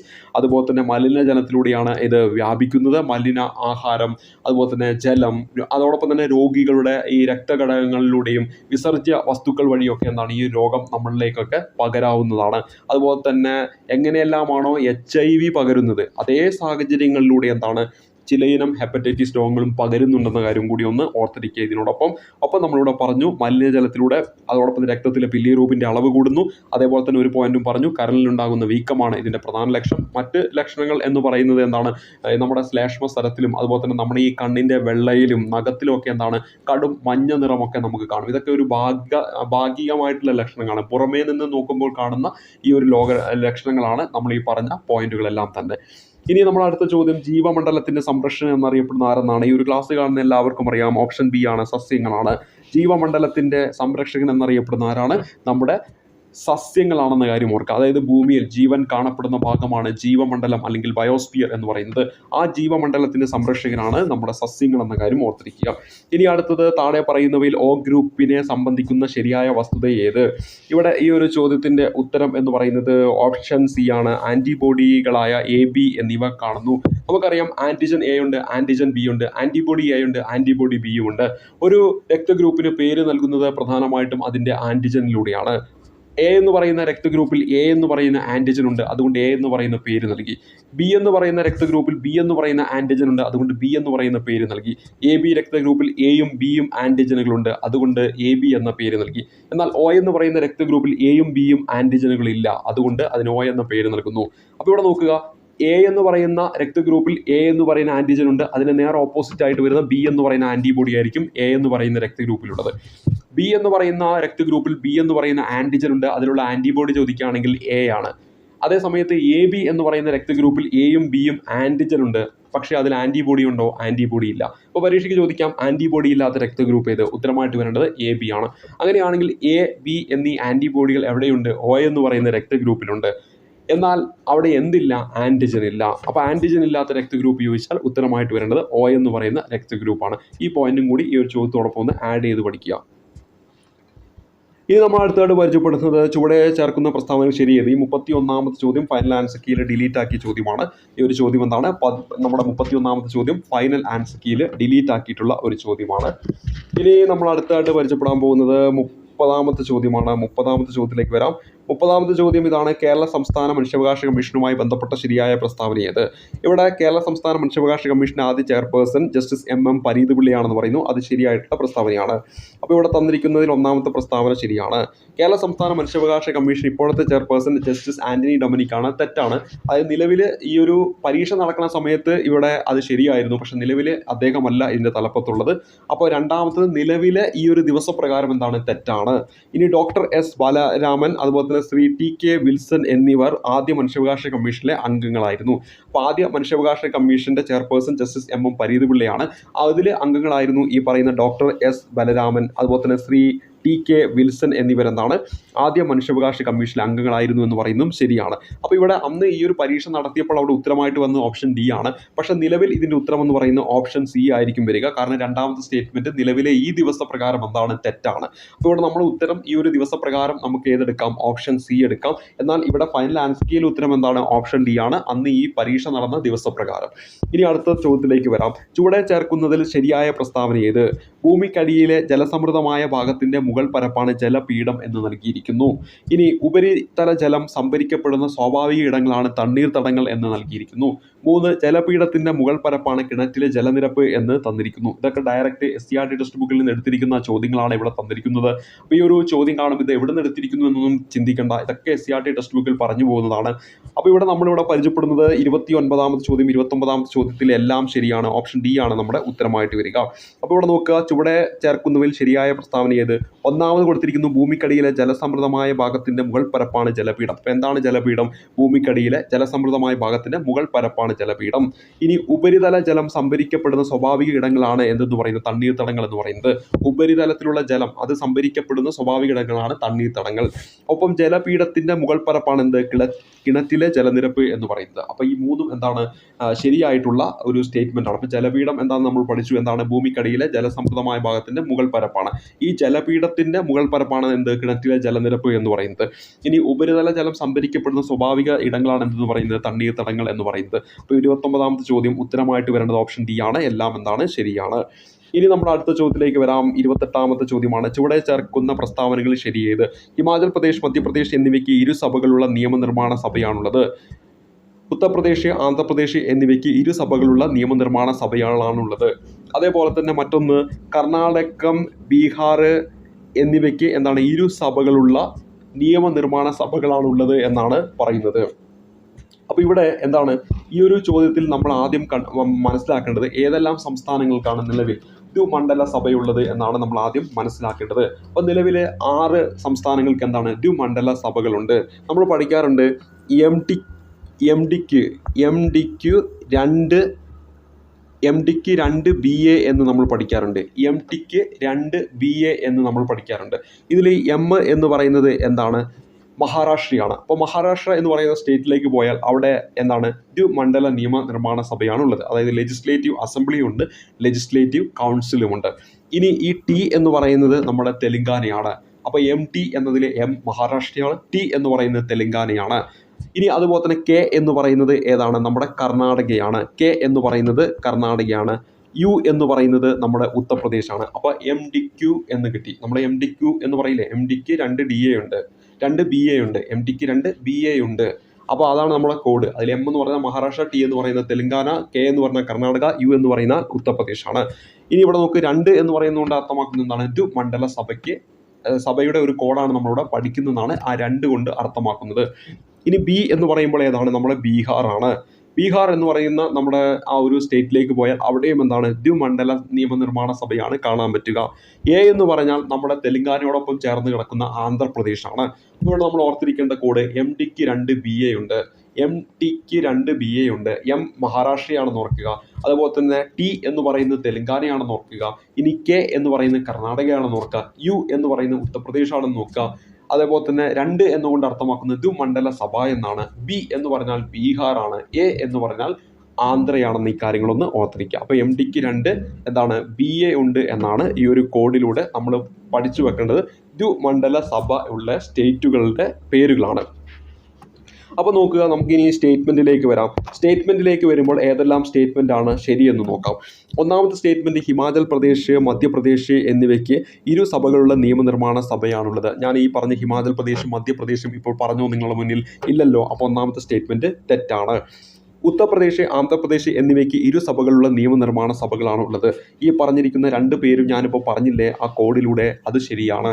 ഇനി നോക്കുക, കർണാടകം, ബീഹാർ എന്നിവയ്ക്ക് ഇരു സഭകളുള്ള നിയമനിർമ്മാണ സഭകളാണുള്ളത്. ഞാൻ ഈ പറഞ്ഞിരിക്കുന്ന പേര് പറഞ്ഞില്ലേ, അപ്പോൾ ഈ പറഞ്ഞ 1ഉം 2ഉം 3ഉം എന്താണ് ശരിയാണ്. അപ്പോൾ നോക്കുക, ഇതിൽ 2ഉം 3ഉം ശരി. ഓപ്ഷൻ സി ആണ് നമ്മുടെ ഉത്തരമായിട്ട് വരേണ്ടത്. അപ്പോൾ 28ാമത്തെ ചോദ്യം ഓപ്ഷൻ സി ആണ് നമ്മുടെ ഉത്തരമായിട്ട് വരേണ്ടത്. കോഡ് ഓർത്തിരിക്കുക. MDക്ക് 2 BA ഉണ്ട്, MTക്ക് 2 BA ഉണ്ട്. M എന്ന് പറഞ്ഞാൽ മഹാരാഷ്ട്ര, ടി എന്ന് പറയുമ്പോൾ തെലങ്കാന, KU എന്നാണ് വരേണ്ടത് കർണാടക, ഉത്തർപ്രദേശ്. 2 എന്നാണ് വരേണ്ടത്. 2 എന്ന് പറഞ്ഞാൽ ദ്വിമണ്ഡല സഭയാണ്. ലെജിസ്ലേറ്റീവ് അസംബ്ലിയുണ്ട്, ലെജിസ്ലേറ്റീവ് കൗൺസിലുമുണ്ട്. നമ്മുടെ ഈ കേരളമൊക്കെ എന്താണ് ഏക മണ്ഡല നിയമനിർമ്മാണ സഭയാണ്. ആകെയുള്ളത് ലെജിസ്ലേറ്റീവ് അസംബ്ലി മാത്രമാണ്. അതേപോലെ തന്നെ BA എന്നാണ് പറഞ്ഞത്, അവിടെ ബീഹാറും ആന്ധ്രാപ്രദേശുമാണെന്ന കാര്യം ഓർക്കുക. അപ്പോൾ കൃത്യമായിട്ട് ഓർത്തിരിക്കണം, ബീഹാറാണ് B എന്ന് പറയുന്നത്. A എന്ന് പറഞ്ഞാൽ തെലങ്കാനയോടൊപ്പം ചേർന്ന് കിടക്കുന്ന ആന്ധ്രാപ്രദേശാണ്. ഇനി നമ്മൾ അടുത്തതായിട്ട് പരിചയപ്പെടുന്നത് 27ാമത്തെ ചോദ്യമാണ്. 27ാമത്തെ ചോദ്യത്തിലേക്ക് വരാം. പരിചയപ്പെടുന്നു. 27ാമത്തെ ചോദ്യം, ചുവടെ ചേർക്കുന്നവയിൽ തെറ്റായ പ്രസ്താവന ഏത് എന്നതാണ് 27ാമത്തെ ചോദ്യം. അപ്പോൾ 27ാമത്തെ ചോദ്യത്തിൽ നമുക്ക് തെറ്റായ പ്രസ്താവനയാണ് കണ്ടുപിടിക്കേണ്ട ഭാഗം ജസ്റ്റ് ഒന്ന് അണ്ടർലൈൻ ചെയ്യാം. തെറ്റായ പ്രസ്താവന. യൂണിയൻ പബ്ലിക് സർവീസ് കമ്മീഷൻ ഒരു ഭരണഘടനാ സ്ഥാപനമാണ്. ഇത് ശരിയായിട്ടുള്ള പ്രസ്താവനയാണ്. സംസ്ഥാന പബ്ലിക് സർവീസ് കമ്മീഷൻ ഒരു ഭരണഘടനാ സ്ഥാപനമല്ല. അത് തെറ്റായിട്ടുള്ള പ്രസ്താവനയാണ്. നമ്മൾ ഉത്തരത്തിലേക്ക് വരേണ്ടതും ഇത് തന്നെയാണ്, തെറ്റായ പ്രസ്താവനയാണ്. അപ്പോൾ 2 എന്ന് പറയുന്നത് സംസ്ഥാന പബ്ലിക് സർവീസ് കമ്മീഷൻ ഒരു ഭരണഘടനാ സ്ഥാപനമല്ല, ഭരണഘടനാ സ്ഥാപനമാണ് സംസ്ഥാന പബ്ലിക് സർവീസ് കമ്മീഷൻ. അപ്പോൾ ഇതിനെക്കുറിച്ച് കൃത്യമായിട്ട് നമ്മുടെ ഭരണഘടനയിൽ പറയുന്നുണ്ട്. അതുകൊണ്ടാണ് അതിനെ ഭരണഘടനാ സ്ഥാപനം എന്ന് പറയുന്നത്. അപ്പോൾ ഇവിടെ നോക്കുക, 2 നമ്മുടെ ഉത്തരത്തിൽ വരണം. 2 വരുന്നു. അതായത് A എന്ന് പറയുന്നതിൽ വരുന്നുണ്ട് ഡി എന്ന് പറയുന്ന ഓൾ ദ എബോ എന്നാണ് കൊടുത്തിരിക്കുന്നത്. അപ്പോൾ എന്താണ് 2 അവിടെ വരുന്നുണ്ട്. പക്ഷേ ഇവിടെ നോക്കുക, 2 എവിടെ വരുന്നുണ്ട്? ഈ പറയുന്ന എയിലും വരുന്നുണ്ട്, അതുപോലെ തന്നെ ഡിയിലും വരുന്നുണ്ട്. പക്ഷേ ബിയിലും സിയിലും വരുന്നില്ല. ബിയിൽ സിയിൽ വരുന്നുണ്ട്. പക്ഷേ നമ്മൾ ഓൾറെഡി പറഞ്ഞു കഴിഞ്ഞു 1 എന്ന് പറയുന്ന സ്റ്റേറ്റ്മെന്റ് എന്താണ്, ശരിയാണെന്ന് നമ്മൾ പറഞ്ഞു. അപ്പോൾ സിമ്പിളായിട്ട് നമ്മൾ എങ്ങനെ ഓർത്ത് വെച്ചാൽ മതി, ശരിയായത് നമ്മൾ ഉത്തരത്തിൽ വരാൻ പാടില്ലല്ലോ, തെറ്റായതാണ് കണ്ടുപിടിക്കേണ്ടത്. 1 ശരിയാണെന്ന് നമുക്കറിയാം. 1 ശരിയാണെങ്കിൽ ഇവിടെ നോക്ക്, ബിയിലും വരുന്നുണ്ട്, സിയിലും വരുന്നുണ്ട്, ഡിയിലും വരുന്നുണ്ടല്ലോ. അങ്ങനെയാണെങ്കിൽ ഒറ്റയടിക്ക് ഉത്തരത്തിലേക്ക് എത്താം. എ എന്നതാണ് നമ്മുടെ ഉത്തരമായിട്ട് വരേണ്ടത്. അതായത് ഇവിടെ നോക്കുക, ഇവിടെ നമുക്ക് എന്താണ്, മൂന്നാമത്തെ സ്റ്റേറ്റ്മെന്റും തെറ്റാണ്. അതായത് സംസ്ഥാന പബ്ലിക് സർവീസ് കമ്മീഷൻ ചെയർമാനെ നിയമിക്കുന്നത് പ്രസിഡന്റ് ആണ്, അത് തെറ്റാണ്. ആരാണ് നിയമിക്കുന്നത്? നമ്മുടെ ഗവർണറാണ് നിയമിക്കുന്നത് എന്ന കാര്യം ഓർത്തിരിക്കുക. 27ാമത്തെ ചോദ്യം കഴിഞ്ഞു. 26ാമത്തെ ചോദ്യത്തിലേക്ക് വരാം. ഇന്ത്യൻ ഭരണഘടനയിലെ 3 ലിസ്റ്റുകളിൽ ഉൾപ്പെട്ട വിഷയങ്ങളുമായി ബന്ധപ്പെട്ട പ്രസ്താവനയാണ് ചുവടെ ചേർക്കുന്നത്. ശരിയായ പ്രസ്താവന ഏത് എന്നാണ് നമ്മുടെ ചോദ്യം. ഇവിടെ കേന്ദ്ര ലിസ്റ്റ് ബാങ്കിങ്, പൊതുജനാരോഗ്യം, പോലീസ് എന്ന് കൊടുത്തിരിക്കുന്നു. നമുക്കറിയാം പോലീസ് എന്ന് പറയുന്നത് എന്തിലാണ് ഉൾപ്പെടുന്നത്? പോലീസ് നമ്മുടെ സ്റ്റേറ്റ് ലിസ്റ്റിലാണ് ഉൾപ്പെടുന്നത്. പൊതുജനാരോഗ്യം എന്തിലാണ് ഉൾപ്പെടുന്നത്? സ്റ്റേറ്റ് ലിസ്റ്റിലാണ് ഉൾപ്പെടുന്നത്. അപ്പോൾ നമുക്കത് മനസ്സിലാക്കാം, അത് കേന്ദ്ര ലിസ്റ്റിന്റെ നേരെയാണ് കൊടുത്തിരിക്കുന്നത്. അപ്പോൾ നോക്കുക, ഇവിടെ നമ്മളോട് പറഞ്ഞിരിക്കുന്നത് എന്താണ്, ഇന്ത്യൻ ഭരണഘടനയിലെ 3 ലിസ്റ്റുകളിൽ ഉൾപ്പെട്ട വിഷയങ്ങളുമായി ബന്ധപ്പെട്ട പ്രസ്താവന ചുവടെ ചേർക്കുന്നു. അതിൽ നമ്മളോട് കണ്ടുപിടിക്കാൻ പറഞ്ഞ ശരിയായ പ്രസ്താവന ഏതെന്നാണ്. അപ്പോൾ ആദ്യം വായിച്ച സമയത്ത് ഒരു അണ്ടർലൈൻ കൊടുക്കണമായിരുന്നു, ഇല്ലായിരുന്നെങ്കിൽ അതുകൊണ്ടാണ് വീണ്ടും പോയിട്ട് വായിക്കേണ്ട അവസ്ഥ വന്നത്. അപ്പോൾ എന്താണ്, നമ്മൾ ശരിയായ പ്രസ്താവന എന്ന് പറയുന്ന ഭാഗത്തുനിന്ന് അണ്ടർലൈൻ ചെയ്യുന്നത് നന്നായിരിക്കും. അപ്പോൾ ഇവിടെ ഈ 1 എന്ന് പറയുന്നത് തെറ്റാണ്, നമ്മുടെ ഉത്തരത്തിൽ അത് വരാൻ പാടില്ല. അപ്പോൾ നോക്ക്, എയിലും വന്നിട്ടുണ്ട്, സിയിലും വന്നിട്ടുണ്ട്, ഡിയിലും വന്നിട്ടുണ്ട്. അതായത് നമുക്ക് സ്റ്റേറ്റ് ലിസ്റ്റ് ഏതാണ്, അതേപോലെ തന്നെ സംസ്ഥാന ലിസ്റ്റ്, അതുപോലെ തന്നെ കേന്ദ്ര ലിസ്റ്റ്, അതുപോലെ തന്നെ കൺകറന്റ് ലിസ്റ്റ് കൃത്യമായി പഠിച്ചില്ലെങ്കിൽ പോലും എന്തെങ്കിലും ഒരു പോയിന്റ് നമുക്ക് അറിയൂ എന്ന് ചെക്ക് ചെയ്തിട്ട് ഓപ്ഷനിലൂടെ പോയിട്ട് ഉത്തരത്തിലേക്ക് എത്താൻ പറ്റും. അപ്പോൾ ഇവിടെ ബി ആണ് നമ്മുടെ ഉത്തരമായിട്ട് വരേണ്ടത്. സംസ്ഥാന ലിസ്റ്റിൽ ജയില്, മദ്യം, വാണിജ്യം എന്നിവ ഉൾപ്പെടുന്നുണ്ട്. അപ്പോൾ ഈ പോലീസ് എന്ന് പറയുന്നതും പൊതുജനാരോഗ്യം എന്ന് പറയുന്നതും ജയിൽ എന്ന് പറയുന്നതും മദ്യം എന്ന് പറയുന്നതും വാണിജ്യം എന്ന് പറയുന്നതും ഒക്കെ എന്താണ്, സംസ്ഥാന ലിസ്റ്റിൽ ഉൾപ്പെടുന്നു എന്ന കാര്യം ഓർത്തിരിക്കുക. അതേപോലെ തന്നെ കൺകറന്റ് ലിസ്റ്റിലാണ് വനം, വിദ്യാഭ്യാസം, തൊഴിലാളി സംഘടനകളൊക്കെ ഉൾപ്പെടുന്നത്. ബാങ്കിങ് ഒക്കെ എന്താണ്, കേന്ദ്ര ലിസ്റ്റിൽ ഉൾപ്പെടുന്നതാണ്. അപ്പോൾ വനം, വിദ്യാഭ്യാസം, തൊഴിലാളി സംഘടനകളൊക്കെ ഉൾപ്പെടുന്ന ഏതിലാണെന്ന് ചോദിച്ചാൽ കൺകറന്റ് ലിസ്റ്റിലാണ്. അപ്പോൾ വനം, അതുപോലെ തന്നെ വിദ്യാഭ്യാസം, തൊഴിലാളി സംഘടനകളൊക്കെ കൺകറന്റ് ലിസ്റ്റിൽ ഉൾപ്പെടുന്നു. അതേപോലെ തന്നെ സംസ്ഥാന ലിസ്റ്റിൽ ജയില്, മദ്യം, വാണിജ്യം, പൊതുജനാരോഗ്യം, പോലീസ് എന്നിവ ഉൾപ്പെടുന്നു. ബാങ്കിങ് എന്ന് പറയുന്നത് കേന്ദ്ര ലിസ്റ്റിലാണ് ഉൾപ്പെടുന്നത്. അപ്പോൾ നമ്മുടെ ഉത്തരം എന്താണ്, ഓപ്ഷൻ ബി ആണ് 26ാമത്തെ ചോദ്യത്തിന്റെ ഉത്തരമായിട്ട് വരുന്നത്. ഇനി അടുത്ത ചോദ്യം, 25ാമത്തെ ചോദ്യം. ചുവടെ ചേർക്കുന്ന പ്രസ്താവനകൾ ശരിയേത്? ഇന്ത്യൻ ഭരണഘടനാ ഭേദഗതി പ്രതിപാദിക്കുന്ന അനുച്ഛേദം 368 എന്ന് തന്നിരിക്കുന്നു. അപ്പോൾ ഇവിടെ തന്നിരിക്കുന്നു, അത് ശരിയായിട്ടുള്ള ഒരു സ്റ്റേറ്റ്മെന്റ് ആണ്. നമ്മളോട് പറഞ്ഞിരിക്കുന്ന ശരിയായ സ്റ്റേറ്റ്മെന്റ് കണ്ടുപിടിക്കാനാണ്. അപ്പോൾ നിർബന്ധമായിട്ടും നമ്മുടെ ഓപ്ഷനിൽ എന്ത് വേണം, 1 എന്ന് പറയുന്നത് വേണം. അപ്പോൾ അത് നമുക്ക് ബിയിലും അതുപോലെ തന്നെ സിയിലും ഡിയിലും കാണാം, പക്ഷേ എയിലില്ല. എയിനെ നമുക്ക് ഡിലീറ്റ് ആക്കാം. 12 മുതൽ 35 വരെയുള്ള അനുച്ഛേദങ്ങൾ മൗലിക അവകാശങ്ങളെ കുറിച്ച് പ്രതിപാദിക്കുന്നു, അതും ശരിയാണ്. അപ്പോൾ 2 നിർബന്ധമായിട്ടും വരണം. അങ്ങനെയാണെങ്കിൽ സിയും ഇപ്പോൾ എന്താണ്, ഡിലീറ്റ് ആയി പോയി. 1 ഇല്ലാത്തതുകൊണ്ട് എയും പോയി, 2 ഇല്ലാത്തതുകൊണ്ട് സിയും പോയി. ഇനി നോക്കാം, അനുച്ഛേദം 32 പ്രകാരം ഹൈക്കോടതികൾക്ക് റിട്ട് പുറപ്പെടുവിക്കാം. ഹൈക്കോടതിക്ക് റിട്ട് പുറപ്പെടുവിക്കാൻ പറ്റുന്ന ആർട്ടിക്കിൾ ഏതാണെന്ന് വെച്ചാൽ 226 ആണ്. അപ്പോൾ ഇവിടെ 32 എന്ന് കൊടുത്താൽ അത് സുപ്രീം കോടതിയുമായി ബന്ധപ്പെട്ടതാണ്. അപ്പോൾ ആ ഒരു സ്റ്റേറ്റ്മെന്റ് തെറ്റാണ്. അപ്പോൾ തെറ്റായിട്ടുള്ള സ്റ്റേറ്റ്മെന്റ് ആണ് ഇവിടെ 3 എന്ന് പറയുന്നത്. അപ്പോൾ ഇവിടെ നോക്കുക, ഡി എന്നതിലും 3 വരുന്നുണ്ട്, എ എന്നതിലും 3 വരുന്നുണ്ട്. ഓൾറെഡി നമ്മൾ അത് ഡിലീറ്റ് ആക്കി. അപ്പോൾ ഡി ഇനി വരില്ല. ഇനി വേണ്ട ഏതാണ്, ബി എന്ന് പറയുന്ന ആ ഒരു ഇതാണ് നമുക്കിവിടെ ഉത്തരമായിട്ട് വരേണ്ടത്. 25ാമത്തെ ചോദ്യം ഓപ്ഷൻ ബി ആണ് ഉത്തരമായിട്ട് വരേണ്ടത്. 1ഉം 2ഉം മാത്രമാണ് തന്നിരിക്കുന്നതിൽ ശരിയായിട്ട് വരുന്നത്. അപ്പോൾ 1ാമത്തെ സ്റ്റേറ്റ്മെന്റ് ശരിയാണ്, 2ാമത്തെ സ്റ്റേറ്റ്മെന്റും ശരിയാണ്. 3ാമത്തെ സ്റ്റേറ്റ്മെന്റ് എന്തുകൊണ്ടാണ് തെറ്റിയത്? ആർട്ടിക്കിൾ 332 അല്ല വരേണ്ടത്, 226 ആണ് വരേണ്ടത്.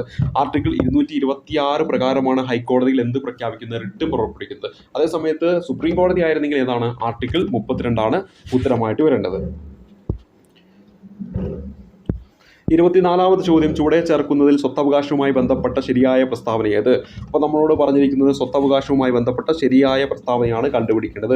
സ്വത്തവകാശം ഒരു മൗലിക അവകാശമാണോ എന്ന് ചോദിച്ചാൽ അല്ല എന്ന് നമുക്കറിയാം. സ്വത്തവകാശം എന്തല്ല, ഒരു മൗലിക അവകാശമല്ല നിലവിൽ നമ്മുടെ ഭരണഘടനയിൽ. നമുക്കറിയാം 44ാമത്തെ ഭരണഘടനാ ഭേദഗതി 1978. ഈ ഒരു ഭരണഘടനാ ഭേദഗതിയിലൂടെ നമ്മുടെ സ്വത്തവകാശത്തെ മൗലികാവകാശത്തിന്റെ പട്ടികയിൽ നിന്നാണ് നീക്കം ചെയ്തു എന്ന് നമുക്കറിയാം. തുടർന്ന് അതിനെ 12ാം ഭാഗത്തിൽ നമ്മുടെ ഭരണഘടനയിലെ 12 എന്ന് പറയുന്ന ഭാഗത്ത് 300A എന്ന് പറയുന്ന ആർട്ടിക്കിൾ അവിടെ എന്താണ്, ഒരു നിയമ അവകാശമായിട്ട് ഈ സ്വത്തവകാശത്തെ ഉൾപ്പെടുത്തി. അതായത് എടുത്തു കളഞ്ഞു. അതായത് ഈ പറയുന്ന മൗലിക അവകാശത്തിൽ നിന്ന് അതിനെ മാറ്റിയിട്ട് ഭരണഘടനയിൽ നിന്ന് എടുത്തു കളഞ്ഞില്ല, മറിച്ച് അവിടെ കൊണ്ടുപോയി വെച്ചു 12ാമത്തെ ഭാഗത്ത് 300A എന്ന് പറയുന്ന ആർട്ടിക്കിളിൽ എന്താണ് കൊണ്ടുപോയിട്ട് കൂട്ടിച്ചേർത്തു. അപ്പോൾ നിലവിൽ അതെന്താണ്, ഒരു നിയമ അവകാശമാണ്. നേരത്തെ ഇത് ഏത് ആർട്ടിക്കിളായിരുന്നു, 31 എന്ന് പറയുന്ന ആർട്ടിക്കിളാണ്. അപ്പോൾ 31 എന്ന് പറയുന്ന ആർട്ടിക്കിൾ കംപ്ലീറ്റ് ആയിട്ട് നീക്കം ചെയ്തോ? നിലവിൽ നമ്മുടെ ഭരണഘടനയിലെ മൗലികാവകാശങ്ങൾ എടുത്തു നോക്കിയാൽ 31A-യും 31B-യും 31C ഒക്കെ അവിടെ തന്നെയുണ്ട്. പക്ഷേ 31 എന്ന് പറയുന്ന സ്വത്തവകാശവുമായി ബന്ധപ്പെട്ട ആ ഒരു ആർട്ടിക്കിൾ എന്താണ്, മൗലികാവകാശങ്ങളിൽ നിന്ന് മാറ്റിയിട്ട് 300A എന്ന് പറയുന്ന 12ാം ഭാഗത്ത് കൊണ്ടുപോയിട്ട് ചേർക്കുന്നു 44ാമത്തെ ഭരണഘടനാ ഭേദഗതി 1978. അപ്പോൾ ഇവിടെ നോക്കൂ, സ്വത്തവകാശം ഒരു മൗലികാവകാശമാണെന്ന് പറഞ്ഞാൽ അത് തെറ്റാണ്.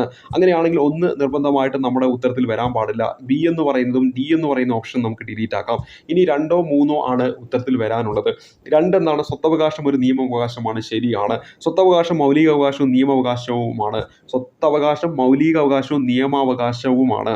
അപ്പോൾ ഇവിടെ നോക്കൂ, സ്വത്തവകാശം ഒരു എന്ന് പറഞ്ഞു, മൗലികാവകാശവും എന്ന് പറയുന്നു, അതെന്താണ്, ഒരു നിയമവകാശമാണെന്ന് പറയുന്നു. അപ്പോൾ എന്താണ്, അതും തെറ്റാണ്.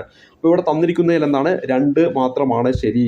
അപ്പോൾ ഇവിടെ നമ്മുടെ ഉത്തരം എന്താണ്, ഓപ്ഷൻ എ ആണ് ഇവിടെ നമ്മുടെ ഉത്തരമായിട്ട് വരിക. അപ്പോൾ ഇവിടെ നമ്മുടെ ഉത്തരം എന്താണ്, സ്വത്തവകാശം ഒരു നിയമവകാശമാണ്. ആർട്ടിക്കിൾ ഓർക്കുക 300A ആണ്. ഭാഗം ഓർക്കുക, ഭാഗം 12 ആണ്. പിന്നെ നേരത്തെ ഉണ്ടായിരുന്ന ആർട്ടിക്കിൾ 31 ആണ്. ഇത്രയും കാര്യങ്ങളൊന്ന് ഓർത്തിരിക്കുക. ഇനി നമ്മൾ അടുത്തായിട്ട് നമ്മൾ പരിചയപ്പെടുന്നത് 24ാമത്തെ ചോദ്യം. ഇവിടെ നമ്മൾ പരിചയപ്പെട്ടു, ഓപ്ഷൻ എ ആണ് 24ാമത്തെ ചോദ്യത്തിന്റെ ഉത്തരമായിട്ട് വരുന്നത്. ഇനി 23ാമത്തെ ചോദ്യത്തിലേക്ക് വരുന്നു. 23ാമത്തെ ചോദ്യം എന്ന് പറയുന്നത് നിർദ്ദേശ തത്വങ്ങളുടെ ലക്ഷ്യങ്ങളുമായി ബന്ധപ്പെട്ട് താഴെ പറയുന്നതിൽ ശരിയായ പ്രസ്താവന ഏതാണ് എന്നതാണ് 23ാമത്തെ ചോദ്യം. ഇവിടെ നോക്കുക, എല്ലാ പ്രസ്താവനയും ശരി എന്ന ഓപ്ഷൻ എ ആണ് നമ്മുടെ ഫൈനലായിട്ട് ഉത്തരമായിട്ട് വരുന്നത്. അതായത് അന്തർദേശീയ സമാധാനം പരിപോഷിപ്പിക്കുക എന്നത് നിർദ്ദേശ തത്വത്തിൻ്റെ ഒരു ലക്ഷ്യങ്ങളായിട്ട് പറയാം. കുടിൽ വ്യവസായം പരിപോഷിപ്പിക്കുക, അതുപോലെ തന്നെ ജീവിത നിലവാരം ഉയർത്തുക എന്നതെല്ലാം എന്താണ്, ഭരണഘടനയിലെ നിർദ്ദേശ തത്വങ്ങളുടെ ആ ഒരു ഭാഗത്ത് പറയുന്ന പ്രധാനപ്പെട്ട കാര്യങ്ങളാണ്. ഇവിടെ 1, 2, 3 എന്താണ്, നിർദ്ദേശ തത്വങ്ങളുമായിട്ട് ബന്ധപ്പെട്ടതാണ്. നമുക്കറിയാം, ജനക്ഷേമമൊക്കെ മുൻനിർത്തി പദ്ധതികളൊക്കെ ആവിഷ്കരിച്ച് നടപ്പിലാക്കുവാൻ വേണ്ടിയിട്ട് നമ്മുടെ ഇന്ത്യൻ ഭരണഘടനയിൽ കേന്ദ്ര സംസ്ഥാന സർക്കാരുകളോട് നിർദ്ദേശം നൽകുന്നതാണ് ഈ പറയുന്ന നിർദ്ദേശക തത്വങ്ങൾ എന്ന് പറയുന്നത്. ഇന്ത്യയെ ഒരു ക്ഷേമരാഷ്ട്രമാക്കി മാറ്റുന്നതിനായിട്ട് ഭരണഘടന അനുശാസിക്കുന്ന അടിസ്ഥാന തത്വങ്ങളാണ് എന്ത്, ഈ പറയുന്ന നിർദ്ദേശക തത്വങ്ങൾ എന്ന് പറയുന്നത്. ഈ ഒരു ആശയം നമ്മൾ അയർലൻഡ് എന്ന് പറയുന്ന രാജ്യത്ത് നിന്നാണ് ഇന്ത്യൻ ഭരണഘടനയിലേക്ക് കടം കൊണ്ടത്. എന്നാൽ ഇങ്ങനെ ഒരു നിർദ്ദേശ തത്വങ്ങൾ നമ്മുടെ ഭരണഘടനയിൽ ഉൾപ്പെടുത്താൻ ശുപാർശ ചെയ്ത ഒരു കമ്മിറ്റിയുണ്ട്. അത് തേജ് ബഹദൂർ ഷാപ്രൂ കമ്മിറ്റിയാണ്. തേജ് ബഹദൂർ സപ്രൂ കമ്മിറ്റിയാണ് ഇത് നമ്മുടെ ഭരണഘടനയിൽ ഉൾപ്പെടുത്താൻ ശുപാർശ ചെയ്തത്. നമ്മുടെ ഭരണഘടനയിൽ അങ്ങനെ ഭാഗം 4 എന്താണ്, നിർദ്ദേശ തത്വങ്ങൾ നമ്മുടെ ഭരണഘടന രൂപീകരിച്ചപ്പോൾ ഉൾപ്പെടുത്തുന്നു. ഈ ഭാഗം 4-ൽ ആർട്ടിക്കിൾ 36 മുതൽ 51 വരെയാണ് നിർദ്ദേശ തത്വങ്ങളെക്കുറിച്ച് പറയുന്നത്. ഈ കാര്യങ്ങളൊന്ന് ആഡ് ചെയ്ത് പഠിക്കുക. ഇനി നമ്മൾ അടുത്ത ചോദ്യത്തിലേക്ക് വരുന്നു. അടുത്ത ചോദ്യം എന്ന് പറയുന്നത് 22ാമത്തെ ചോദ്യമാണ്. ഇന്ത്യൻ ഭരണഘടനയിലെ അനുച്ഛേദം 19 പ്രകാരമുള്ള സ്വാതന്ത്ര്യങ്ങളിൽ പെടാത്തത് ഏത് എന്നാണ് നമ്മുടെ ചോദ്യമായിട്ട് തന്നിരിക്കുന്നത്. അപ്പോൾ ഇവിടെ നോക്കുക, ഇന്ത്യൻ ഭരണഘടനയിലെ അനുച്ഛേദം 19 6 മൗലിക സ്വാതന്ത്ര്യങ്ങളെക്കുറിച്ച് പ്രതിപാദിക്കുന്നത് അനുച്ഛേദം 19-ലാണ്. ഏതെല്ലാമാണ് 6 മൗലിക സ്വാതന്ത്ര്യങ്ങൾ എന്ന് പറഞ്ഞതിന് ശേഷം നമുക്ക് ഈ ഒരു ഉത്തരത്തിലേക്ക് വരാം. അപ്പം ഞാനിവിടെ പറയാൻ പോകുന്ന 6 മൗലിക സ്വാതന്ത്ര്യങ്ങളിൽ ഉൾപ്പെടാത്തത് നമ്മുടെ ഓപ്ഷനിലുണ്ടെങ്കിൽ അതെന്താണ്, നമ്മുടെ ഉത്തരത്തിലേക്ക് വരേണ്ടതാണ്. പെടാത്തത് ഏത് എന്നാണ് ഇവിടെ ചോദ്യമായിട്ട് ചോദിച്ചിരിക്കുന്നത്. 6 മൗലിക സ്വാതന്ത്ര്യങ്ങളിൽ ഒന്ന് സംസാരത്തിനും ആശയപ്രകടനത്തിനുമുള്ള സ്വാതന്ത്ര്യമാണ്. നമ്മൾ പഠിക്കാറുണ്ട്, ഇത് കറക്റ്റ് ഓർഡറിൽ നമ്മളൊരു കഥ പോലെ ഓർത്ത് വെക്കും. എന്താണ്, നമ്മൾ സംസാരിക്കുന്നു, അപ്പോൾ സംസാരത്തിനും ആശയപ്രകടനത്തിനുമുള്ള സ്വാതന്ത്ര്യം. അങ്ങനെ എങ്ങനെയാണ് നമ്മൾ സംസാരിക്കാൻ വേണ്ടി ഒരു യോഗം ചേരുകയാണ്, നിരായുധരായിട്ട് സമാധാനപരമായിട്ട് ഒത്തുചേരാനുള്ള സ്വാതന്ത്ര്യം. അപ്പോൾ സംസാരിക്കുന്നു, സംസാരത്തിനും ആശയപ്രകടനത്തിനുമുള്ള സ്വാതന്ത്ര്യമാണ് ഒന്നാമത്തെ മൗലിക സ്വാതന്ത്ര്യം. രണ്ടാമത് എന്താണ്, നിരായുധരായിട്ട് സമാധാനപരമായിട്ട് ഒത്തുചേരാനുള്ള സ്വാതന്ത്ര്യം. അങ്ങനെ നമ്മൾ സംഘടനകളൊക്കെ രൂപീകരിച്ചു എന്ന് നമ്മൾ അവിടെ പഠിച്ചു. അപ്പോൾ അവിടെ എന്താണ്, മൂന്നാമത്തെ മൗലിക സ്വാതന്ത്ര്യം എന്ന് പറയുന്നത് എന്താണ്, സംഘടനകളും പ്രസ്ഥാനങ്ങളും രൂപവൽക്കരിക്കുന്നതിനുള്ള അവകാശമാണ്. ഇതിൽ തന്നെയാണ് എന്ത് ഉൾപ്പെടുത്തുന്നത്, 97ാമത്തെ ഭേദഗതിയിലൂടെ 2011 കോപ്പറേറ്റീവ് സൊസൈറ്റികളിലും രൂപീകരിക്കാൻ സ്വാതന്ത്ര്യം നൽകുന്നു എന്ന് പറയുന്നത് ഈ പറയുന്ന മൗലിക സ്വാതന്ത്ര്യങ്ങളിൽ ഉൾപ്പെടുന്നു. മൂന്നാമത്തെ സ്വാതന്ത്ര്യമായിട്ട് പറയുന്നു. അപ്പോൾ കറക്റ്റ് ഓർഡറിൽ തന്നെ പഠിക്കണം. ആദ്യം സംസാരത്തിനും ആശയപ്രകടനത്തിനുമുള്ള സ്വാതന്ത്ര്യം, പിന്നെ നിരായുധരായിട്ട് സമാധാനപരമായി ഒത്തുചേരാനുള്ള സ്വാതന്ത്ര്യം. അങ്ങനെ നമ്മൾ ഒത്തുചേർന്ന് സംഘടനകൾ രൂപീകരിക്കുക എന്നാണ് പറഞ്ഞത്. അപ്പോൾ സംഘടനകളും പ്രസ്ഥാനങ്ങളും രൂപവൽക്കരിക്കുന്നതിനുള്ള സ്വാതന്ത്ര്യം. അപ്പോൾ ഇത് പ്രകാരമാണ് എന്ത്, നമ്മുടെ ഇന്ത്യയിലെ 97ാമത്തെ ഭരണഘടനാ ഭേദഗതിയിലൂടെ 2011 എന്തും കൂടെ കൂട്ടിച്ചേർത്ത് ഇതിനോടൊപ്പം കോപ്പറേറ്റീവ് സൊസൈറ്റികളും രൂപീകരിക്കാനുള്ള സ്വാതന്ത്ര്യം നൽകുന്നു എന്നും കൂടെ കൂട്ടിച്ചേർത്തു. ഇനി 4ാമതായിട്ട് നമ്മൾ പറയേണ്ടത് ഇന്ത്യയിലുടനീളം സഞ്ചരിക്കാനുള്ള സ്വാതന്ത്ര്യം. അപ്പോൾ ഇങ്ങനെ സംഘടനകളൊക്കെ രൂപീകരിച്ച് നമ്മൾ ഇന്ത്യയിലുടനീളം സഞ്ചരിക്കാൻ പോവുകയാണെന്ന് നമ്മൾ പറഞ്ഞിരുന്നു. അപ്പോൾ ഇന്ത്യയിലുടനീളം സഞ്ചരിക്കാനുള്ള സ്വാതന്ത്ര്യം എന്താണ്, 4ാമത്തെ സ്വാതന്ത്ര്യമായിട്ട് പറയുന്നു. ഇനി 5ാമതായിട്ട് എന്താണ് പറയുന്നത്, ഇന്ത്യയിൽ എവിടെയും എവിടെയും താമസിക്കുന്നതിനുള്ള സ്വാതന്ത്ര്യം. അപ്പോൾ ഇങ്ങനെ സംഘടനകളൊക്കെ രൂപീകരിച്ച് ഇന്ത്യ മൊത്തം സഞ്ചരിക്കുന്നു. അങ്ങനെ ഒരു പ്രധാന ഒരു സ്ഥലത്ത് എന്നിട്ട് അവിടെ താമസിക്കുകയാണ്. അങ്ങനെയാണ് നമ്മളൊരു കഥ പോലെ പഠിച്ചു വെച്ചത്. അപ്പോൾ ഇന്ത്യയിൽ എവിടെയും താമസിക്കാനുള്ള സ്വാതന്ത്ര്യം എന്താണ്? ഒരു മൗലിക സ്വാതന്ത്ര്യത്തിൽ ഉൾപ്പെടുന്നു. 6 5-ാമത്തത്. ഇനി അടുത്തത് എന്ന് പറയുന്നത് എന്താണ്? 6-ാമതായിട്ട് നമ്മൾ പറയേണ്ടത് ഇഷ്ടമുള്ള ജോലി ചെയ്യുന്നതിനും സ്വന്തമായിട്ട് വ്യവസായം, കച്ചവടം എന്നിവ തുടങ്ങുന്നതിനും നടത്തുന്നതിനുമുള്ള സ്വാതന്ത്ര്യമാണ് 6-ാമത്തെ സ്വാതന്ത്ര്യമായിട്ട് നമ്മൾ പറയുന്നത്. അപ്പോൾ ഇവിടെ എന്താണ്? നമ്മളിവിടെ പരിചയപ്പെട്ടിരിക്കുന്ന 6 മൗലിക സ്വാതന്ത്ര്യങ്ങളാണ്. ഞാൻ ഈ പരിചയപ്പെട്ട 6 മൗലിക സ്വാതന്ത്ര്യങ്ങളാണ് നിലവിൽ നമ്മുടെ ഭരണഘടനയിലുള്ളത്. ഉള്ളത്. തന്നിരിക്കുന്ന ഓപ്ഷനിലേക്ക് വരുമ്പോൾ ആവിഷ്കാര സ്വാതന്ത്ര്യം, സംഘടനാ സ്വാതന്ത്ര്യം, വിദ്യാഭ്യാസ സ്വാതന്ത്ര്യം എന്ന് കൊടുത്തിട്ടുണ്ട്. ഇവിടെ ഈ പറഞ്ഞിരിക്കുന്ന 3-ാമത് ഞാൻ പറഞ്ഞത് ഈ പറഞ്ഞ 6 മൗലിക സ്വാതന്ത്ര്യങ്ങളിൽ എവിടെയെങ്കിലും ഞാൻ പറഞ്ഞോ വിദ്യാഭ്യാസവുമായി ബന്ധപ്പെട്ട ഒരു പോയിന്റ്? ഇല്ലല്ലോ. അപ്പോൾ ഇവിടെ തന്നിരിക്കുന്നതിൽ 3-ാമത്തത് എന്താണ്? മൗലിക സ്വാതന്ത്ര്യത്തിൽ ഉൾപ്പെടുന്നില്ല. അപ്പോൾ ഇവിടെ ഓൺലി 3 എന്നാണ് ഉത്തരമായിട്ട് വരേണ്ടത്. ബാക്കി 2 എന്താണ്? മൗലിക സ്വാതന്ത്ര്യത്തിൽ ഉൾപ്പെടുന്നുണ്ട്. ആവിഷ്കാര സ്വാതന്ത്ര്യവും സംഘടനാ സ്വാതന്ത്ര്യവും ഒക്കെ നമ്മൾ ഈ പറയുന്ന 6 മൗലിക സ്വാതന്ത്ര്യങ്ങൾ പറഞ്ഞപ്പോൾ പറഞ്ഞതാണ്. പക്ഷേ അവിടെ വിദ്യാഭ്യാസ സ്വാതന്ത്ര്യത്തെക്കുറിച്ച് അവിടെ പറയുന്നില്ല. അപ്പോൾ ഓൺലി 3 എന്നതാണ് ഈ ഒരു ചോദ്യത്തിൻ്റെ ഉത്തരമായിട്ട് വരേണ്ടത്. ഞാൻ ഒരു കാര്യം പറഞ്ഞിരുന്നു, നിലവിൽ നമ്മുടെ ഭരണഘടനയിൽ 6 മൗലിക സ്വാതന്ത്ര്യങ്ങളെ കുറിച്ചാണ് ഉള്ളത്. അപ്പോൾ അവിടെ ഞാൻ കൂട്ടിച്ചേർത്ത ഒരു ടേം എന്താണ്? നിലവിൽ എന്നതാണ്. അപ്പോൾ അത് നിങ്ങളുടെ മനസ്സിലേക്ക് വരും. അപ്പോൾ ഇതിനു മുമ്പ് അതിൽ കൂടുതലുണ്ടായിരുന്നു. നമ്മൾ ഓൾറെഡി പറഞ്ഞു 1978 44-ാമത്തെ ഭരണഘടനാ ഭേദഗതി സ്വത്തവകാശത്തെയും മൗലികാവകാശങ്ങളുടെ ആ ഒരു പട്ടികയിൽ നിന്ന് മാറ്റി ഭാഗം 12 300A എന്ന് പറയുന്ന ആർട്ടിക്കിളിൽ നിയമാവകാശമായിട്ട് ഉൾപ്പെടുത്തുന്നു.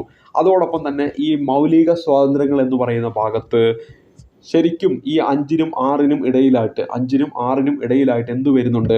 സ്വത്തവകാശവുമായി ബന്ധപ്പെട്ട സ്വാതന്ത്ര്യത്തെക്കുറിച്ച് പറയുന്നുണ്ടായിരുന്നു.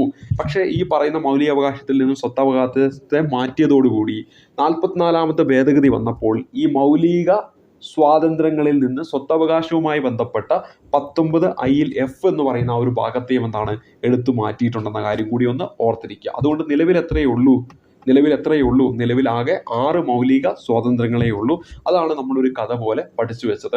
ഇനി നമ്മളിവിടെ പറഞ്ഞു വിദ്യാഭ്യാസത്തിനുള്ള സ്വാതന്ത്ര്യം. അത് കൃത്യമായിട്ട് നമ്മുടെ മൗലികാവകാശത്തിൽ എവിടെ പറയുന്നു? ആർട്ടിക്കിൾ 21A വിദ്യാഭ്യാസ സ്വാതന്ത്ര്യവുമായി ബന്ധപ്പെട്ട കാര്യങ്ങൾ പറയുന്നു. അപ്പോൾ അത് എന്തിൽ ഉൾപ്പെടുന്നില്ല? മൗലിക സ്വാതന്ത്ര്യങ്ങളിൽ ഉൾപ്പെടുന്നില്ല. 6 മൗലിക സ്വാതന്ത്ര്യങ്ങൾ എന്തിനെക്കുറിച്ച് പറയുന്നില്ല? വിദ്യാഭ്യാസത്തിനുള്ള സ്വാതന്ത്ര്യത്തെക്കുറിച്ച് പറയുന്നില്ല. അത് എവിടെ പറയുന്നുണ്ട്? മൗലിക അവകാശത്തിൽ പറയുന്നുണ്ട്. എവിടെ പറയുന്നുണ്ട്? ആർട്ടിക്കിൾ 21A പറയുന്നുണ്ട്. ഈ പോയിന്റും കൂടി ഓർത്തിരിക്കണം ഈ ഒരു ചോദ്യം പഠിക്കുമ്പോൾ. ഇനി 21-ാമത്തെ ചോദ്യത്തിലേക്ക് വരാം. 21-ാമത്തെ ചോദ്യം, ചുവടെ ചേർക്കുന്ന പ്രസ്താവനകളിൽ ശരിയേത്? കീഴ്ക്കോടതികൾക്ക് മേൽ ചുമത്തുന്ന പ്രത്യേക ഉത്തരവുകളാണ് പ്രോഹിബിഷൻ എന്ന് പറയുന്നത്. ഇനി അറസ്റ്റ് ചെയ്യപ്പെട്ട വ്യക്തിയെ ഹാജരാക്കുവാൻ ഉറക്കുന്ന പ്രത്യേക ഉത്തരവാണ് ഹേബിയസ് കോർപ്പസ് എന്ന് പറയുന്നത്.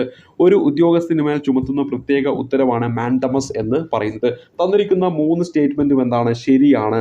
അപ്പോൾ ഇവിടെ ഓപ്ഷൻ A ആണ് നമ്മുടെ ഉത്തരമായിട്ട് വരേണ്ടത്. അപ്പോൾ കീഴ്ക്കോടതികൾക്ക് മേൽ ചുമത്തുന്ന പ്രത്യേക ഉത്തരവുകളാണ് പ്രോഹിബിഷൻ. അറസ്റ്റ് ചെയ്യപ്പെട്ട വ്യക്തിയെ ഹാജരാക്കുവാൻ ഉറക്കുന്ന പ്രത്യേക ഉത്തരവാണ് ഹേബിയസ് കോർപ്പസ്. ഒരു ഉദ്യോഗസ്ഥന് മേൽ ചുമത്തുന്ന പ്രത്യേക ഉത്തരവാണ് മാൻഡമസ് എന്ന് പറയുന്നത്. അപ്പോൾ ഇവിടെ ഈ ഒരു ചോദ്യത്തിന്റെ ഉത്തരം എന്താണ്? ഓപ്ഷൻ A ആണ്. എല്ലാം എന്താണ്? ശരിയാണ്. അപ്പോൾ ഇവിടെ റിട്ടുകൾ എന്ന് പറയുന്ന മേഖലയുമായി ബന്ധപ്പെട്ടിട്ടുള്ള ഒരു ചോദ്യമാണ് ഇവിടെ ചോദിച്ചിരിക്കുന്നത്. വ്യക്തി സ്വാതന്ത്ര്യത്തിന്റെ സംരക്ഷകൻ എന്നറിയപ്പെടുന്ന ഹേബിയസ് കോർപ്പസുമായി ബന്ധപ്പെട്ട് ഒരു ചോദ്യം ഇവിടെ ചോദിച്ചു. ശരീരം ഹാജരാക്കുക അല്ലെങ്കിൽ നിങ്ങൾക്ക് ശരീരം ഏറ്റെടുക്കാം എന്നൊക്കെ അർത്ഥത്തിലാണ് ഹേബിയസ് കോർപ്പസ് എന്ന് പറയുന്ന ആ ഒരു പദം വരുന്നത്. ഈ റിട്ടുകൾ എന്ന് പറയുന്നത് നമ്മുടെ ഇന്ത്യൻ ഭരണഘടനയിൽ നമ്മൾ ഓൾറെഡി പറഞ്ഞു, സുപ്രീം കോടതിക്ക് റിട്ട് പുറപ്പെടുവിക്കാനുള്ള അധികാരം ആർട്ടിക്കിൾ 32 ആണെന്നും ഹൈക്കോടതിക്ക് റിട്ട് പുറപ്പെടുവിക്കാനുള്ള അധികാരം ആർട്ടിക്കിൾ 226 ആണെന്നും പറഞ്ഞു. 5 തരത്തിലുള്ള റിട്ടുകളാണ് നമ്മുടെ ഭരണഘടനയിൽ പറയുന്നതെന്ന് നമുക്ക് ഓൾറെഡി നമ്മൾ ഭരണഘടനയൊക്കെ പഠിച്ചതാണ്. അതിൽ ഒന്നാണ് ഹേബിയസ് കോർപ്പസ് നമ്മുടെ ചോദ്യത്തിൽ വന്നത്. മാൻഡമസ് എന്ന് പറയുന്നത് നമ്മുടെ ചോദ്യത്തിൽ വന്നു. അതേപോലെ തന്നെ പ്രോഹിബിഷൻ എന്ന് പറയുന്നത് നമ്മുടെ ചോദ്യത്തിൽ വന്നു. അതേപോലെ തന്നെ ബാക്കി 2 സെർഷ്വറിയും മറ്റൊന്ന് കോവാറന്റോയുമാണ്. ഇതിൽ നമുക്ക് ഈ പറയുന്ന ഹേബിയസ് കോർപ്പസുമായി ബന്ധപ്പെട്ട ഒരു പോയിന്റ് പറയാം.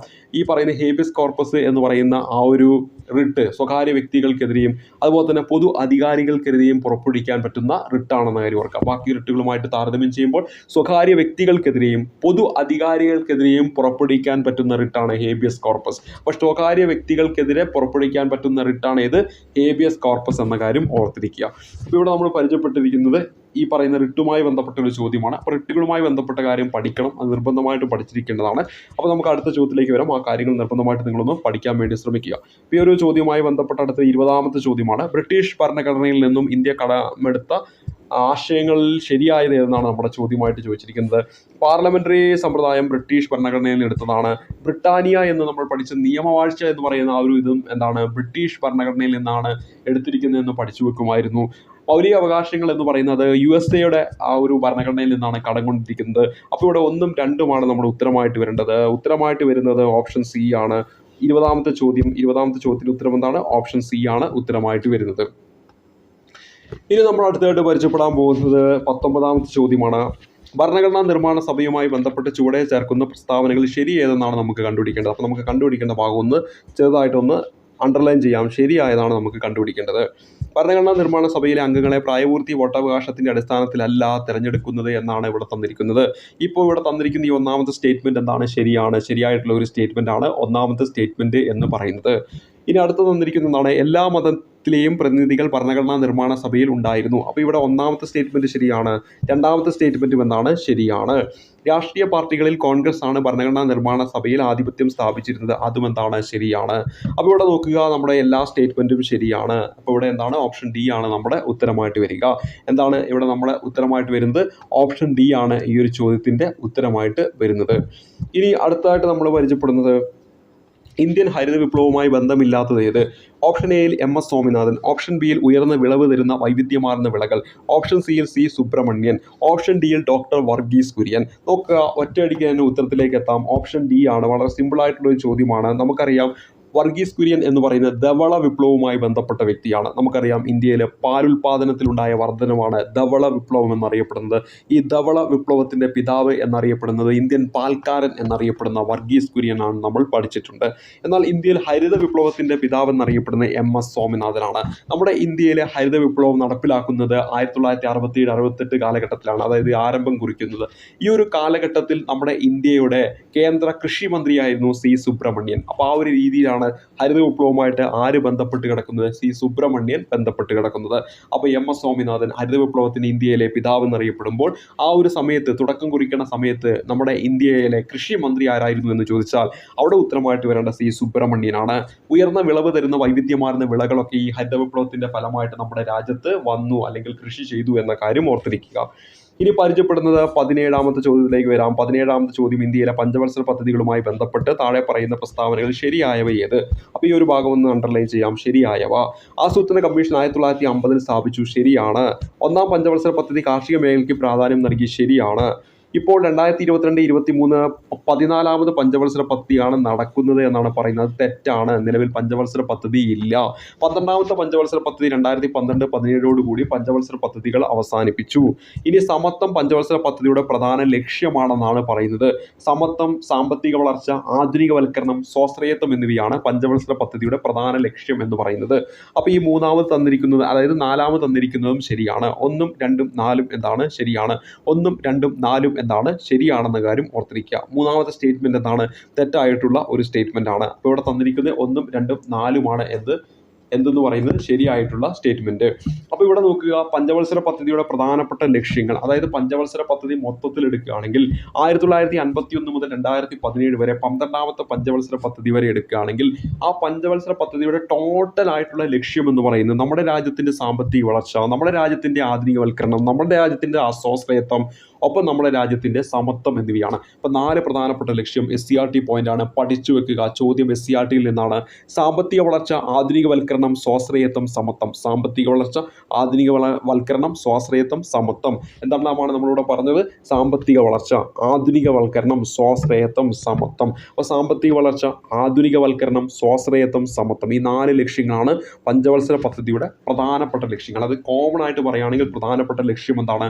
സാമ്പത്തിക വളർച്ച, അതേപോലെ തന്നെ ആധുനികവൽക്കരണം, പിന്നെ സ്വാശ്രയത്വം, സമത്വം. പക്ഷെ ഓരോ പഞ്ചവത്സര പദ്ധതിയും എടുത്തു നോക്കുകയാണെങ്കിൽ അവിടെ വേറെ ലക്ഷ്യങ്ങളുമുണ്ട്. ഇപ്പോൾ 1ാമത്തെ പഞ്ചവത്സര പദ്ധതി എന്ന് പറയുമ്പോൾ കാർഷിക മേഖലയുടെ സമഗ്ര വികസനം എന്ന് നമ്മൾ പറഞ്ഞു. 2ാമത്തെ പഞ്ചവത്സര പദ്ധതി എന്ന് പറയുമ്പോൾ വ്യാവസായിക വികസനം എന്ന് പറഞ്ഞു. അതേപോലെ തന്നെ 12ാമത്തെ പഞ്ചവത്സര പദ്ധതിയുടെ ലക്ഷ്യം സുസ്ഥിര വികസനം എന്ന് പറഞ്ഞു. എന്നാൽ ഓരോ പഞ്ചവത്സര പദ്ധതിക്കും നമ്മൾ ഓരോ ലക്ഷ്യങ്ങൾ നമ്മൾ കൊടുക്കുമ്പോഴും ടോട്ടൽ ആയിട്ടുള്ള ലക്ഷ്യം എന്തായിരുന്നു എന്ന് ചോദിച്ചാൽ 1 സാമ്പത്തിക വളർച്ച, 2 ആധുനികവൽക്കരണം, 3 സ്വാശ്രയത്വം, 4 എന്താണ്? സമത്വമാണെന്ന കാര്യം ഓർത്തിരിക്കുക. ഇനി നമ്മൾ അടുത്തായിട്ട് പരിചയപ്പെടുന്നത് എന്താണ്? 16ാമത്തെ ചോദ്യം. താഴെ തന്നിരിക്കുന്ന ഇന്ത്യയിലെ പ്രധാന ധാതുക്കളെ ലോകത്തിലെ അവയുടെ ഉൽപ്പാദന സ്ഥാനത്തിന്റെ അടിസ്ഥാനത്തിൽ ശരിയായ ക്രമം ഏതാണെന്ന് കണ്ടെത്തുക. 16ാമത്തെ ചോദ്യം. ഉത്തരമായിട്ട് വരുന്നത് ഓപ്ഷൻ സി ആണ്. ക്രമം ഇതാണ്: അബ്രം അല്ലെങ്കിൽ മൈക്ക, പിന്നെ വരുന്ന കൽക്കരി, പിന്നെ ഇരുമ്പയിര്, പിന്നെ മാഗ്നീസ് ആണ് അവിടെ ആ ഒരു ക്രമം എന്ന് പറയുന്നത്.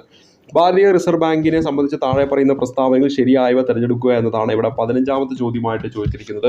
അപ്പോൾ 15ാമത്തെ ചോദ്യത്തിലേക്ക് വരാം. 15ാമത്തെ ചോദ്യത്തിൽ 1935 സ്ഥാപിതമായി എന്നാണ് തന്നിരിക്കുന്നത്. അത് ശരിയായിട്ടുള്ള ഒരു സ്റ്റേറ്റ്മെന്റ് ആണ്. അപ്പോൾ ശരിയായതാണ് നമുക്ക് കണ്ടുപിടിക്കേണ്ടത്. 1935 എന്താണ് സ്ഥാപിതമായി, അത് ശരിയാണ്.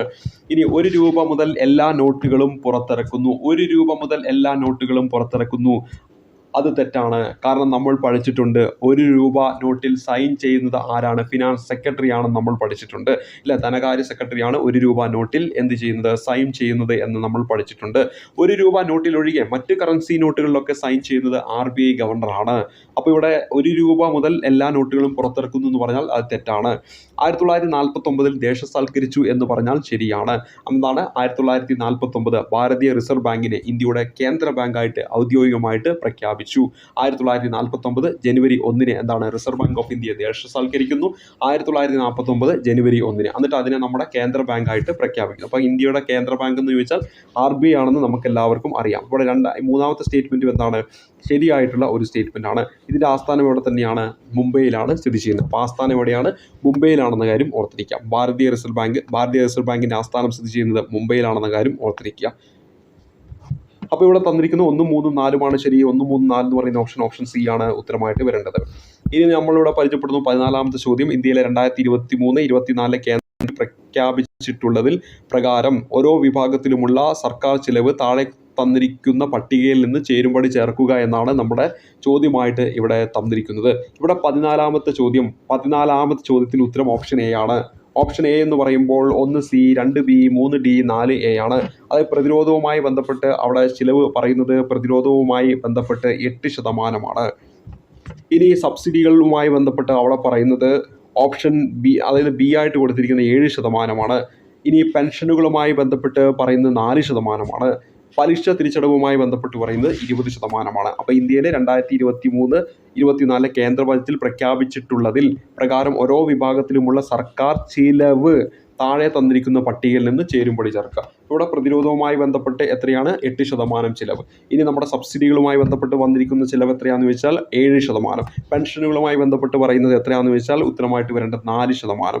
ഇനി പലിശ തിരിച്ചടവാണ് ഏറ്റവും കൂടുതൽ, അവിടെ എത്രയാണ്? 20% കാര്യം ഓർത്തിരിക്കുക. ഏറ്റവും കൂടുതൽ വരുന്നത് എവിടെയാണ്? പലിശ തിരിച്ചടവാണ്. ഇനി രണ്ടാമതായിട്ട് വരുന്നത് എന്താണ്? നമ്മുടെ ഈ പറയുന്ന കൈമാറ്റങ്ങളും അതുപോലെ ഈ പറയുന്ന നികുതി തിരിവുകളുടെ സംസ്ഥാന വിഹിതം എന്ന് പറയുന്ന ഒരു മേഖലയാണ്. സംസ്ഥാന വിഹിതം എന്ന് പറയുന്ന മേഖലയാണ് 18% വരുന്നത്. പിന്നെ നമ്മുടെ കേന്ദ്ര മേഖലാ പദ്ധതികൾ അതിലൊക്കെ ആയിട്ട് 17% വരുന്നുണ്ട്. പക്ഷേ ഇവിടെ പ്രധാനമായിട്ട് നമ്മൾ ഓർക്കുക, ഇതൊരു കറണ്ട് അഫയേഴ്സുമായി ബന്ധപ്പെട്ട ഒരു ചോദ്യമാണ്. അപ്പോൾ ഇപ്പോൾ പുതുതായിട്ട് പ്രഖ്യാപിച്ച ആ ഒരു ബജറ്റുമായി ബന്ധപ്പെട്ടിട്ടായിരിക്കും ഒരുപക്ഷെ ഇനി വരാൻ പോകുന്ന പരീക്ഷയിൽ ചോദ്യം വരിക. പക്ഷേ നമുക്കറിയാം പുതിയൊരു ഭരണം ഇതിനിടയിൽ കടന്നു വരും. അവിടെ പുതിയൊരു ബജറ്റും ചിലപ്പോൾ കടന്നു വരും. അപ്പോൾ എന്താണ്, നമ്മൾ ആ ഒരു ബജറ്റ് വന്ന ശേഷം മാത്രം എന്ത് ചെയ്താൽ മതി? ഈ ഇടക്കാല ബജറ്റുമായി ബന്ധപ്പെട്ട കാര്യങ്ങൾ പഠിച്ചാൽ മതി. ഇനി നമ്മൾ അടുത്ത ഇതിലേക്ക് വരാം. 14ാമത്തെ ചോദ്യമാണ് ഇവിടെ പറയുന്നത്. ഇനി ഇവിടെ 13ാമത്തെ ചോദ്യത്തിലേക്ക് വരാം. ഇന്ത്യയിലെ 1991 മുതൽ നടപ്പിലാക്കിയ സാമ്പത്തിക പരിഷ്കാരങ്ങളിൽ പെടാത്തത് ഏത്? 1991 മുതൽ നടപ്പാക്കിയ സാമ്പത്തിക പരിഷ്കാരങ്ങളിൽ പെടാത്തത് ഏതെന്നാണ് ഇവിടെ നമ്മുടെ 13ാമത്തെ ചോദ്യത്തിൽ തന്നിരിക്കുന്നത്. അപ്പോൾ 13ാമത്തെ ചോദ്യത്തിലേക്ക് വരാം. 13ാമത്തെ ചോദ്യത്തിന്റെ ഉത്തരം എന്ന് പറയുന്നത് ഏതാണെന്ന് വെച്ചാൽ ഓപ്ഷൻ ബി ആണ്. ഓപ്ഷൻ ബി എന്താണ്? ഭൂപരിഷ്കരണമാണ്. അപ്പോൾ ഇന്ത്യയിൽ 1991 മുതൽ നടപ്പാക്കിയ സാമ്പത്തിക പരിഷ്കരണങ്ങളിൽ പെടുന്നതാണ് ഇത്: സ്വകാര്യവൽക്കരണം, ആഗോളവൽക്കരണം, ഉദാരവൽക്കരണം എന്നിവ. 3 കാര്യങ്ങളാണ്: സ്വകാര്യവൽക്കരണം, ആഗോളവൽക്കരണം, അതോടൊപ്പം തന്നെ ഉദാരവൽക്കരണം എന്ന കാര്യം ഓർക്കുക. സ്വകാര്യവൽക്കരണം, ആഗോളവൽക്കരണം, അതോടൊപ്പം തന്നെ ഉദാരവൽക്കരണം. ഇതാണെന്ത്? 1991 മുതൽ നടപ്പാക്കിയ സാമ്പത്തിക പരിഷ്കരണങ്ങളിൽ പെടാത്തതാണ് ഇത്? ഭൂപരിഷ്കരണം എന്ന കാര്യം ഓർത്തിരിക്കുക. ഇനി നമ്മൾ അടുത്തത്, പർവേഷ് മുഷറഫ് ഏത് രാജ്യത്തിലെ മുൻ പട്ടാള മേധാവിയും പ്രസിഡന്റുമായിരുന്നു? സിമ്പിളായിട്ടുള്ളൊരു ചോദ്യമാണ്. Option B Pakistan. അതൊക്കെ അന്നത്തെ ആ ഒരു സമയത്ത് എന്താണ്, കറണ്ട് അഫയേഴ്സുമായി ബന്ധപ്പെട്ട ഒരു ചോദ്യമാണ്. പാകിസ്ഥാന്റെ 10ാമത്തെ പ്രസിഡന്റ് ആയിരുന്നു നമ്മളിവിടെ പരിചയപ്പെട്ട പർവേഷ് മുഷറഫ്. അദ്ദേഹം അന്തരിച്ചു 2023 ഫെബ്രുവരി 5 താഴെ കൊടുത്തിരിക്കുന്നവയിൽ അന്തരീക്ഷത്തിന്റെ ഏറ്റവും മുകളിലത്തെ പാളി ഏത്? താഴെ കൊടുത്തിരിക്കുന്നതിൽ അന്തരീക്ഷത്തിന്റെ ഏറ്റവും മുകളിലത്തെ പാളി ഏതെന്നാണ് ഇവിടെ 11ാമത്തെ ചോദ്യമായിട്ട് ചോദിച്ചിരിക്കുന്നത്. ഈ ഒരു ചോദ്യത്തിന്റെ ഓപ്ഷനിലേക്ക് വരുമ്പോൾ ട്രോപ്പോസ്ഫിയർ ഉണ്ട്, സ്ട്രാറ്റോസ്ഫിയർ ഉണ്ട്, തെർമോസ്ഫിയർ ഉണ്ട്, അതോടൊപ്പം തന്നെ മീസോസ്ഫിയറും ഉണ്ട് എന്ന കാര്യം ഓർത്തിരിക്കുക. ഇവിടെ നമ്മുടെ 11ാമത്തെ ചോദ്യത്തിന് ഉത്തരം എന്താണ്? ഓപ്ഷൻ സി, തെർമോസ്ഫിയർ ആണ് ഉത്തരമായിട്ട് വരേണ്ടത്. ഓപ്ഷൻ സി ആണ് ഉത്തരമായിട്ട് വരേണ്ടത്. അപ്പോൾ ട്രോപ്പോസ്ഫിയർ, അത് കഴിഞ്ഞാൽ സ്ട്രാറ്റോസ്ഫിയർ, അത് കഴിഞ്ഞാൽ മീസോസ്ഫിയർ, അത് കഴിഞ്ഞാൽ തെർമോസ്ഫിയർ, അതേപോലെ തന്നെ അതിൽ തന്നെയാണ് എന്തും വരുന്നത്? അയണോസ്ഫിയറും വരുന്നത്. തെർമോസ്ഫിയറിന്റെ താഴ്ന്ന ഭാഗമാണ് എന്തെന്ന് പറയുന്നത്? അയണോസ്ഫിയർ എന്ന് പറയുന്നത്. ഇനി ഈ തെർമോസ്ഫിയർ കഴിഞ്ഞാലാണ് എന്ത് വരുന്നത്? എക്സോസ്ഫിയർ വരുന്നത് എന്ന കാര്യം ഓർത്തിരിക്കുക. അപ്പോൾ ആ ഒരു ഓർഡർ എന്ന് പറയുന്നത് ജസ്റ്റ് ഒന്ന് പരിചയപ്പെട്ട് വെക്കുക. ആദ്യം നമ്മൾ വരേണ്ടത് ട്രോപ്പോസ്ഫിയർ ആണ്, അതിനുശേഷം പിന്നീട് വരേണ്ടത് സ്ട്രാറ്റോസ്ഫിയർ ആണ്, അതിനുശേഷം പിന്നീട് വരുന്നത് മീസോസ്ഫിയർ ആണ്, അതിനുശേഷം പിന്നെ വരേണ്ടത് തെർമോസ്ഫിയർ ആണ്. ഈ തെർമോസ്ഫിയറിൻ്റെ എന്താണ് താഴ്ഭാഗമാണ് എന്ത്? അയണോസ്ഫിയർ എന്നറിയപ്പെടുന്നത്. അതിന് മുകളിലോട്ട് പോകുന്നതാണ് എന്ത്? എക്സോസ്ഫിയർ എന്ന് പറയുന്നത്. അപ്പോൾ ഇവിടെ പ്രധാനമായിട്ടും അന്തരീക്ഷ പാളികൾ ഏതെല്ലാമാണ്?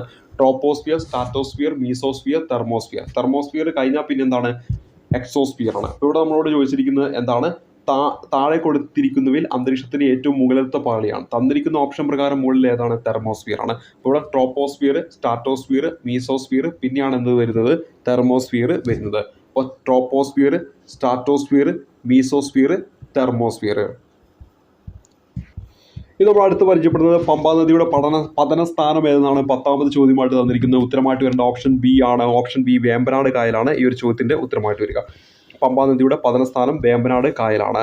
ഇനി നോക്കുക, ചുവടെ കൊടുത്തിരിക്കുന്നവയിൽ ഗംഗാനദി വ്യവസ്ഥയിൽ ഉൾപ്പെടാത്തത് എന്നാണ് ഇവിടെ ചോദിച്ചിരിക്കുന്നത്. ചമ്പൽ, ബൈതർണി, ബത്വ, സോൺ എന്നിവയാണ് തന്നിരിക്കുന്നത്.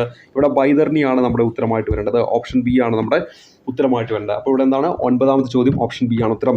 ഉപ്പുജല തടാകമായി സാമ്പാർ തടാകം സ്ഥിതി ചെയ്യുന്നത് എവിടെയെന്നാണ് അടുത്ത ചോദ്യം. ഈ ഒരു ചോദ്യത്തിന്റെ ഉത്തരമായിട്ട് വരേണ്ടത് ഇവിടെ 9ാമത്തെ ചോദ്യം ഓപ്ഷൻ ഇവിടെ ഉത്തരമായിട്ട് വരേണ്ടത് 8ാമത്തെ ചോദ്യം ഓപ്ഷൻ എ ആണ്. രാജസ്ഥാനാണ് ഉത്തരമായിട്ട് വരേണ്ടത്. സാമ്പാർ തടാകം രാജസ്ഥാനിലാണ്. 7ാമത്തെ ചോദ്യം എന്താണ്? ഫൈനൽ ആൻസർ കീയിൽ ഡിലീറ്റ് ആക്കിയ ചോദ്യമാണ്. 7ാമത്തെ ചോദ്യം ഫൈനൽ ആൻസർ കീയിൽ ഡിലീറ്റ് ആക്കിയിരിക്കുന്ന ചോദ്യമാണ്. ഇനി നമ്മുടെ അടുത്തത് നമ്മളിവിടെ പരിചയപ്പെടുന്നത് 6ാമത്തെ ചോദ്യമാണ്. 6ാമത്തെ ചോദ്യം എന്ന് പറയുന്നത് 2022 ഖത്തർ ലോകകപ്പ് ഫുട്ബോൾ മത്സരവുമായി ബന്ധപ്പെട്ട് താഴെ പറയുന്നവയിൽ തെറ്റായ പ്രസ്താവന ഏതാണ്? അപ്പോൾ നമുക്ക് കണ്ടുപിടിക്കേണ്ടത് തെറ്റായ പ്രസ്താവനയാണ് കണ്ടുപിടിക്കേണ്ടത്. ഏറ്റവും കൂടുതൽ ഗോളുകൾ നേടിയത് ഫ്രാൻസിന്റെ കെയ്ലിൻ എംബാബെ എന്നാണ് ഇവിടെ തന്നിരിക്കുന്നത്, 6ാമതായിട്ട് തന്നിരിക്കുന്നത്. അപ്പോൾ ഇവിടെ അത് ശരിയായിട്ടുള്ള സ്റ്റേറ്റ്മെന്റ് ആണ്. മികച്ച കളിക്കാരനുള്ള ഗോൾഡൻ ബോൾ പുരസ്കാരം നേടിയ ലയണൽ മെസ്സി ശരിയാണ്. 2022 അർജന്റീനയുടെ 2ാം ലോകകപ്പ് കിരീടം നേട്ടമാണെന്ന് പറയുന്നത് തെറ്റാണ്. അപ്പോൾ ഇവിടെ തെറ്റായിട്ട് നൽകിയിരിക്കുന്നത് 3ാമത്തെയാണ്. അപ്പോൾ ഓപ്ഷൻ എ ആണ് നമ്മുടെ ഉത്തരമായിട്ട് വരേണ്ടത്. അപ്പോൾ ഇവിടെ എന്താണ്? അർജന്റീനയുടെ 2ാമത്തെ ലോകകപ്പ് കിരീട നേട്ടമാണെന്നാണ് പറഞ്ഞിരിക്കുന്നത്. 3ാം കിരീടമാണ് അർജന്റീനയുടേത് എന്ന കാര്യം ഓർത്തിരിക്കുക. ഇനി അടുത്ത് നമ്മൾ പരിചയപ്പെടാൻ പോകുന്നത് നമ്മുടെ 5ാമത്തെ ചോദ്യമാണ്. 5ാമത്തെ ചോദ്യം താഴെ പറയുന്നവയിൽ സൺ യാറ്റ് സെന്നിന്റെ 3 തത്വങ്ങളിൽ ബാധകമല്ലാത്തത് ഏത്? ദേശീയത, സമഗ്രാധിപത്യം, സോഷ്യലിസം, ജനാധിപത്യം എന്നിവയാണ് ഇവിടെ തന്നിരിക്കുന്നത്. ഇതിൽ ചോദിച്ചിരിക്കുന്ന ബാധകമല്ലാത്തത് ഏതെന്നാണ്? ഓപ്ഷൻ ഡി ആണ് ഉത്തരം. 2 മാത്രമാണ്. 3 തത്വങ്ങൾ അപ്പോൾ ഏതെല്ലാം ഉൾപ്പെടും? ദേശീയത വരും, സോഷ്യലിസം വരും, ജനാധിപത്യം വരും എന്ന കാര്യം ഓർത്തിരിക്കുക. ആരുടെയാണ് 3 തത്വങ്ങൾ എന്ന് പറയുന്നത്? സൺ യാറ്റ് സെന്നിന്റെ. അത് ഏതെല്ലാമാണ്? ദേശീയത, സോഷ്യലിസം, ജനാധിപത്യം. സോഷ്യൽ കോൺട്രാക്ട് എന്ന ഗ്രന്ഥത്തിന്റെ രചയിതാവ് ആരെന്നാണ് അടുത്തതായിട്ട് ചോദിച്ചിരിക്കുന്നത്? ഓപ്ഷൻ ബി ആണ് നമ്മുടെ ഉത്തരം. റൂസോ എന്നാണ് ഉത്തരമായിട്ട് വരേണ്ടത്. ഓപ്ഷൻ ബി ആണ് നമ്മുടെ ഉത്തരമായിട്ട് വരേണ്ടത്. ഇനി അടുത്ത താഴെ പറയുന്നതിൽ ശരിയായ ക്രമം ഏതാണെന്നാണ് ചോദ്യം. റൗലറ്റ് ആക്ട് 1915, ദണ്ഡി മാർച്ച് 1930 ശരിയാണ്. സൈമൺ കമ്മീഷൻ ഇന്ത്യയിൽ 1928, ഗാന്ധി ഇർവിൻ ഉടമ്പടി 1931. അപ്പോൾ ഇവിടെ നമുക്ക് ശരിയായതാണ് കണ്ടുപിടിക്കേണ്ടത്. ഇവിടെ തെറ്റായിട്ട് തന്നിരിക്കുന്നത് ഏതാണെന്ന് ചോദിച്ചാൽ അവിടെ ഓപ്ഷൻ അതായത് 1 തെറ്റാണ്. 1919 എന്ത്? റൗലറ്റ് ആക്ട് എന്ന് പറയുന്നത്. റൗലറ്റ് ആക്ട് 1919 എന്ന കാര്യം ഓർത്തിരിക്കുക. അപ്പോൾ ഇവിടെ തന്നിരിക്കുന്നത് 3ഉം അതുപോലെ തന്നെ 2ഉം 4ഉം ശരിയാണ്. അപ്പോൾ ഇവിടെ നമുക്ക് ഓപ്ഷൻ ഡി ആണ് ഉത്തരമായിട്ട് വരേണ്ടത്. 1857 ഒന്നാം സ്വാതന്ത്ര്യ സമരത്തെ സംബന്ധിച്ച് തെറ്റായ പ്രസ്താവന ഏതാണ്? ഡൽഹിയിൽ സമരത്തിന്റെ നേതാവ് റാണി ലക്ഷ്മിബായി ആണ്. തെറ്റാണ്. അപ്പോൾ 1ാമത്തെ സ്റ്റേറ്റ്മെന്റ് എന്താണ്? തെറ്റാണ്. അപ്പോൾ 2ാമത്തെ ചോദ്യത്തിൽ 1ാമത്തെ സ്റ്റേറ്റ്മെന്റ് എന്താണ്? തെറ്റാണ്. ബീഹാറിലെ ആറയിൽ നേതൃത്വം വഹിച്ചത് നവാബ് വാജിദ് അലി ഷായാണ്. അതും തെറ്റാണ്. അപ്പോൾ ഇവിടെ 1ഉം 2ഉം എന്താണ്? തെറ്റാണ്. 1ഉം 2ഉം തെറ്റാണ്. കാൺപൂരിൽ സമരം നയിച്ച നാനാ സാഹിബ് ആണ്. അത് ശരിയാണ്. അപ്പോൾ ഇവിടെ നമുക്ക് ഉത്തരം എന്താണ്? ഓപ്ഷൻ എ ആണ് നമ്മുടെ ഉത്തരമായിട്ട് വരേണ്ടത്. അപ്പോൾ അവസാനത്തെ ചോദ്യം നമുക്ക് പരിചയപ്പെടാം. താഴെ പറയുന്നതിൽ തെറ്റായ ബന്ധം ഏതാണ്? അയ്യങ്കാളി, സാധുജന പരിപാലന സംഘം, വക്കം അബ്ദുൽ ഖാദർ മൗലവി, തിരുവിതാംകൂർ മുസ്ലിം മഹാജനസഭ, വാക്പിടാനന്ദൻ, സമത്വ സമാജം. വാക്പിടാനന്ദൻ എന്താണ്? സമത്വ സമാജം എന്ന് പറയുന്നത് തെറ്റാണ്. ഇവിടെ നമ്മുടെ ഉത്തരം ഓപ്ഷൻ ബി 3 മാത്രമാണ് തെറ്റ്. 50 ചോദ്യങ്ങൾ പരിചയപ്പെട്ടു, ഒപ്പം കുറച്ച് എക്സ്ട്രാ കാര്യങ്ങൾ പരിചയപ്പെട്ടു. എല്ലാം വളരെ ഇമ്പോർട്ടൻ്റ് ആണ്. നല്ല രീതിയിൽ പഠിക്കുക. അടുത്തൊരു ക്ലാസ് നമുക്ക് മറ്റൊരു ചോദ്യ പേപ്പറിലെ GK ചോദ്യങ്ങളും ഒക്കെ ആയിട്ട് കണ്ടുമുട്ടാം. അതുവരേക്കും നന്ദി, നമസ്കാരം.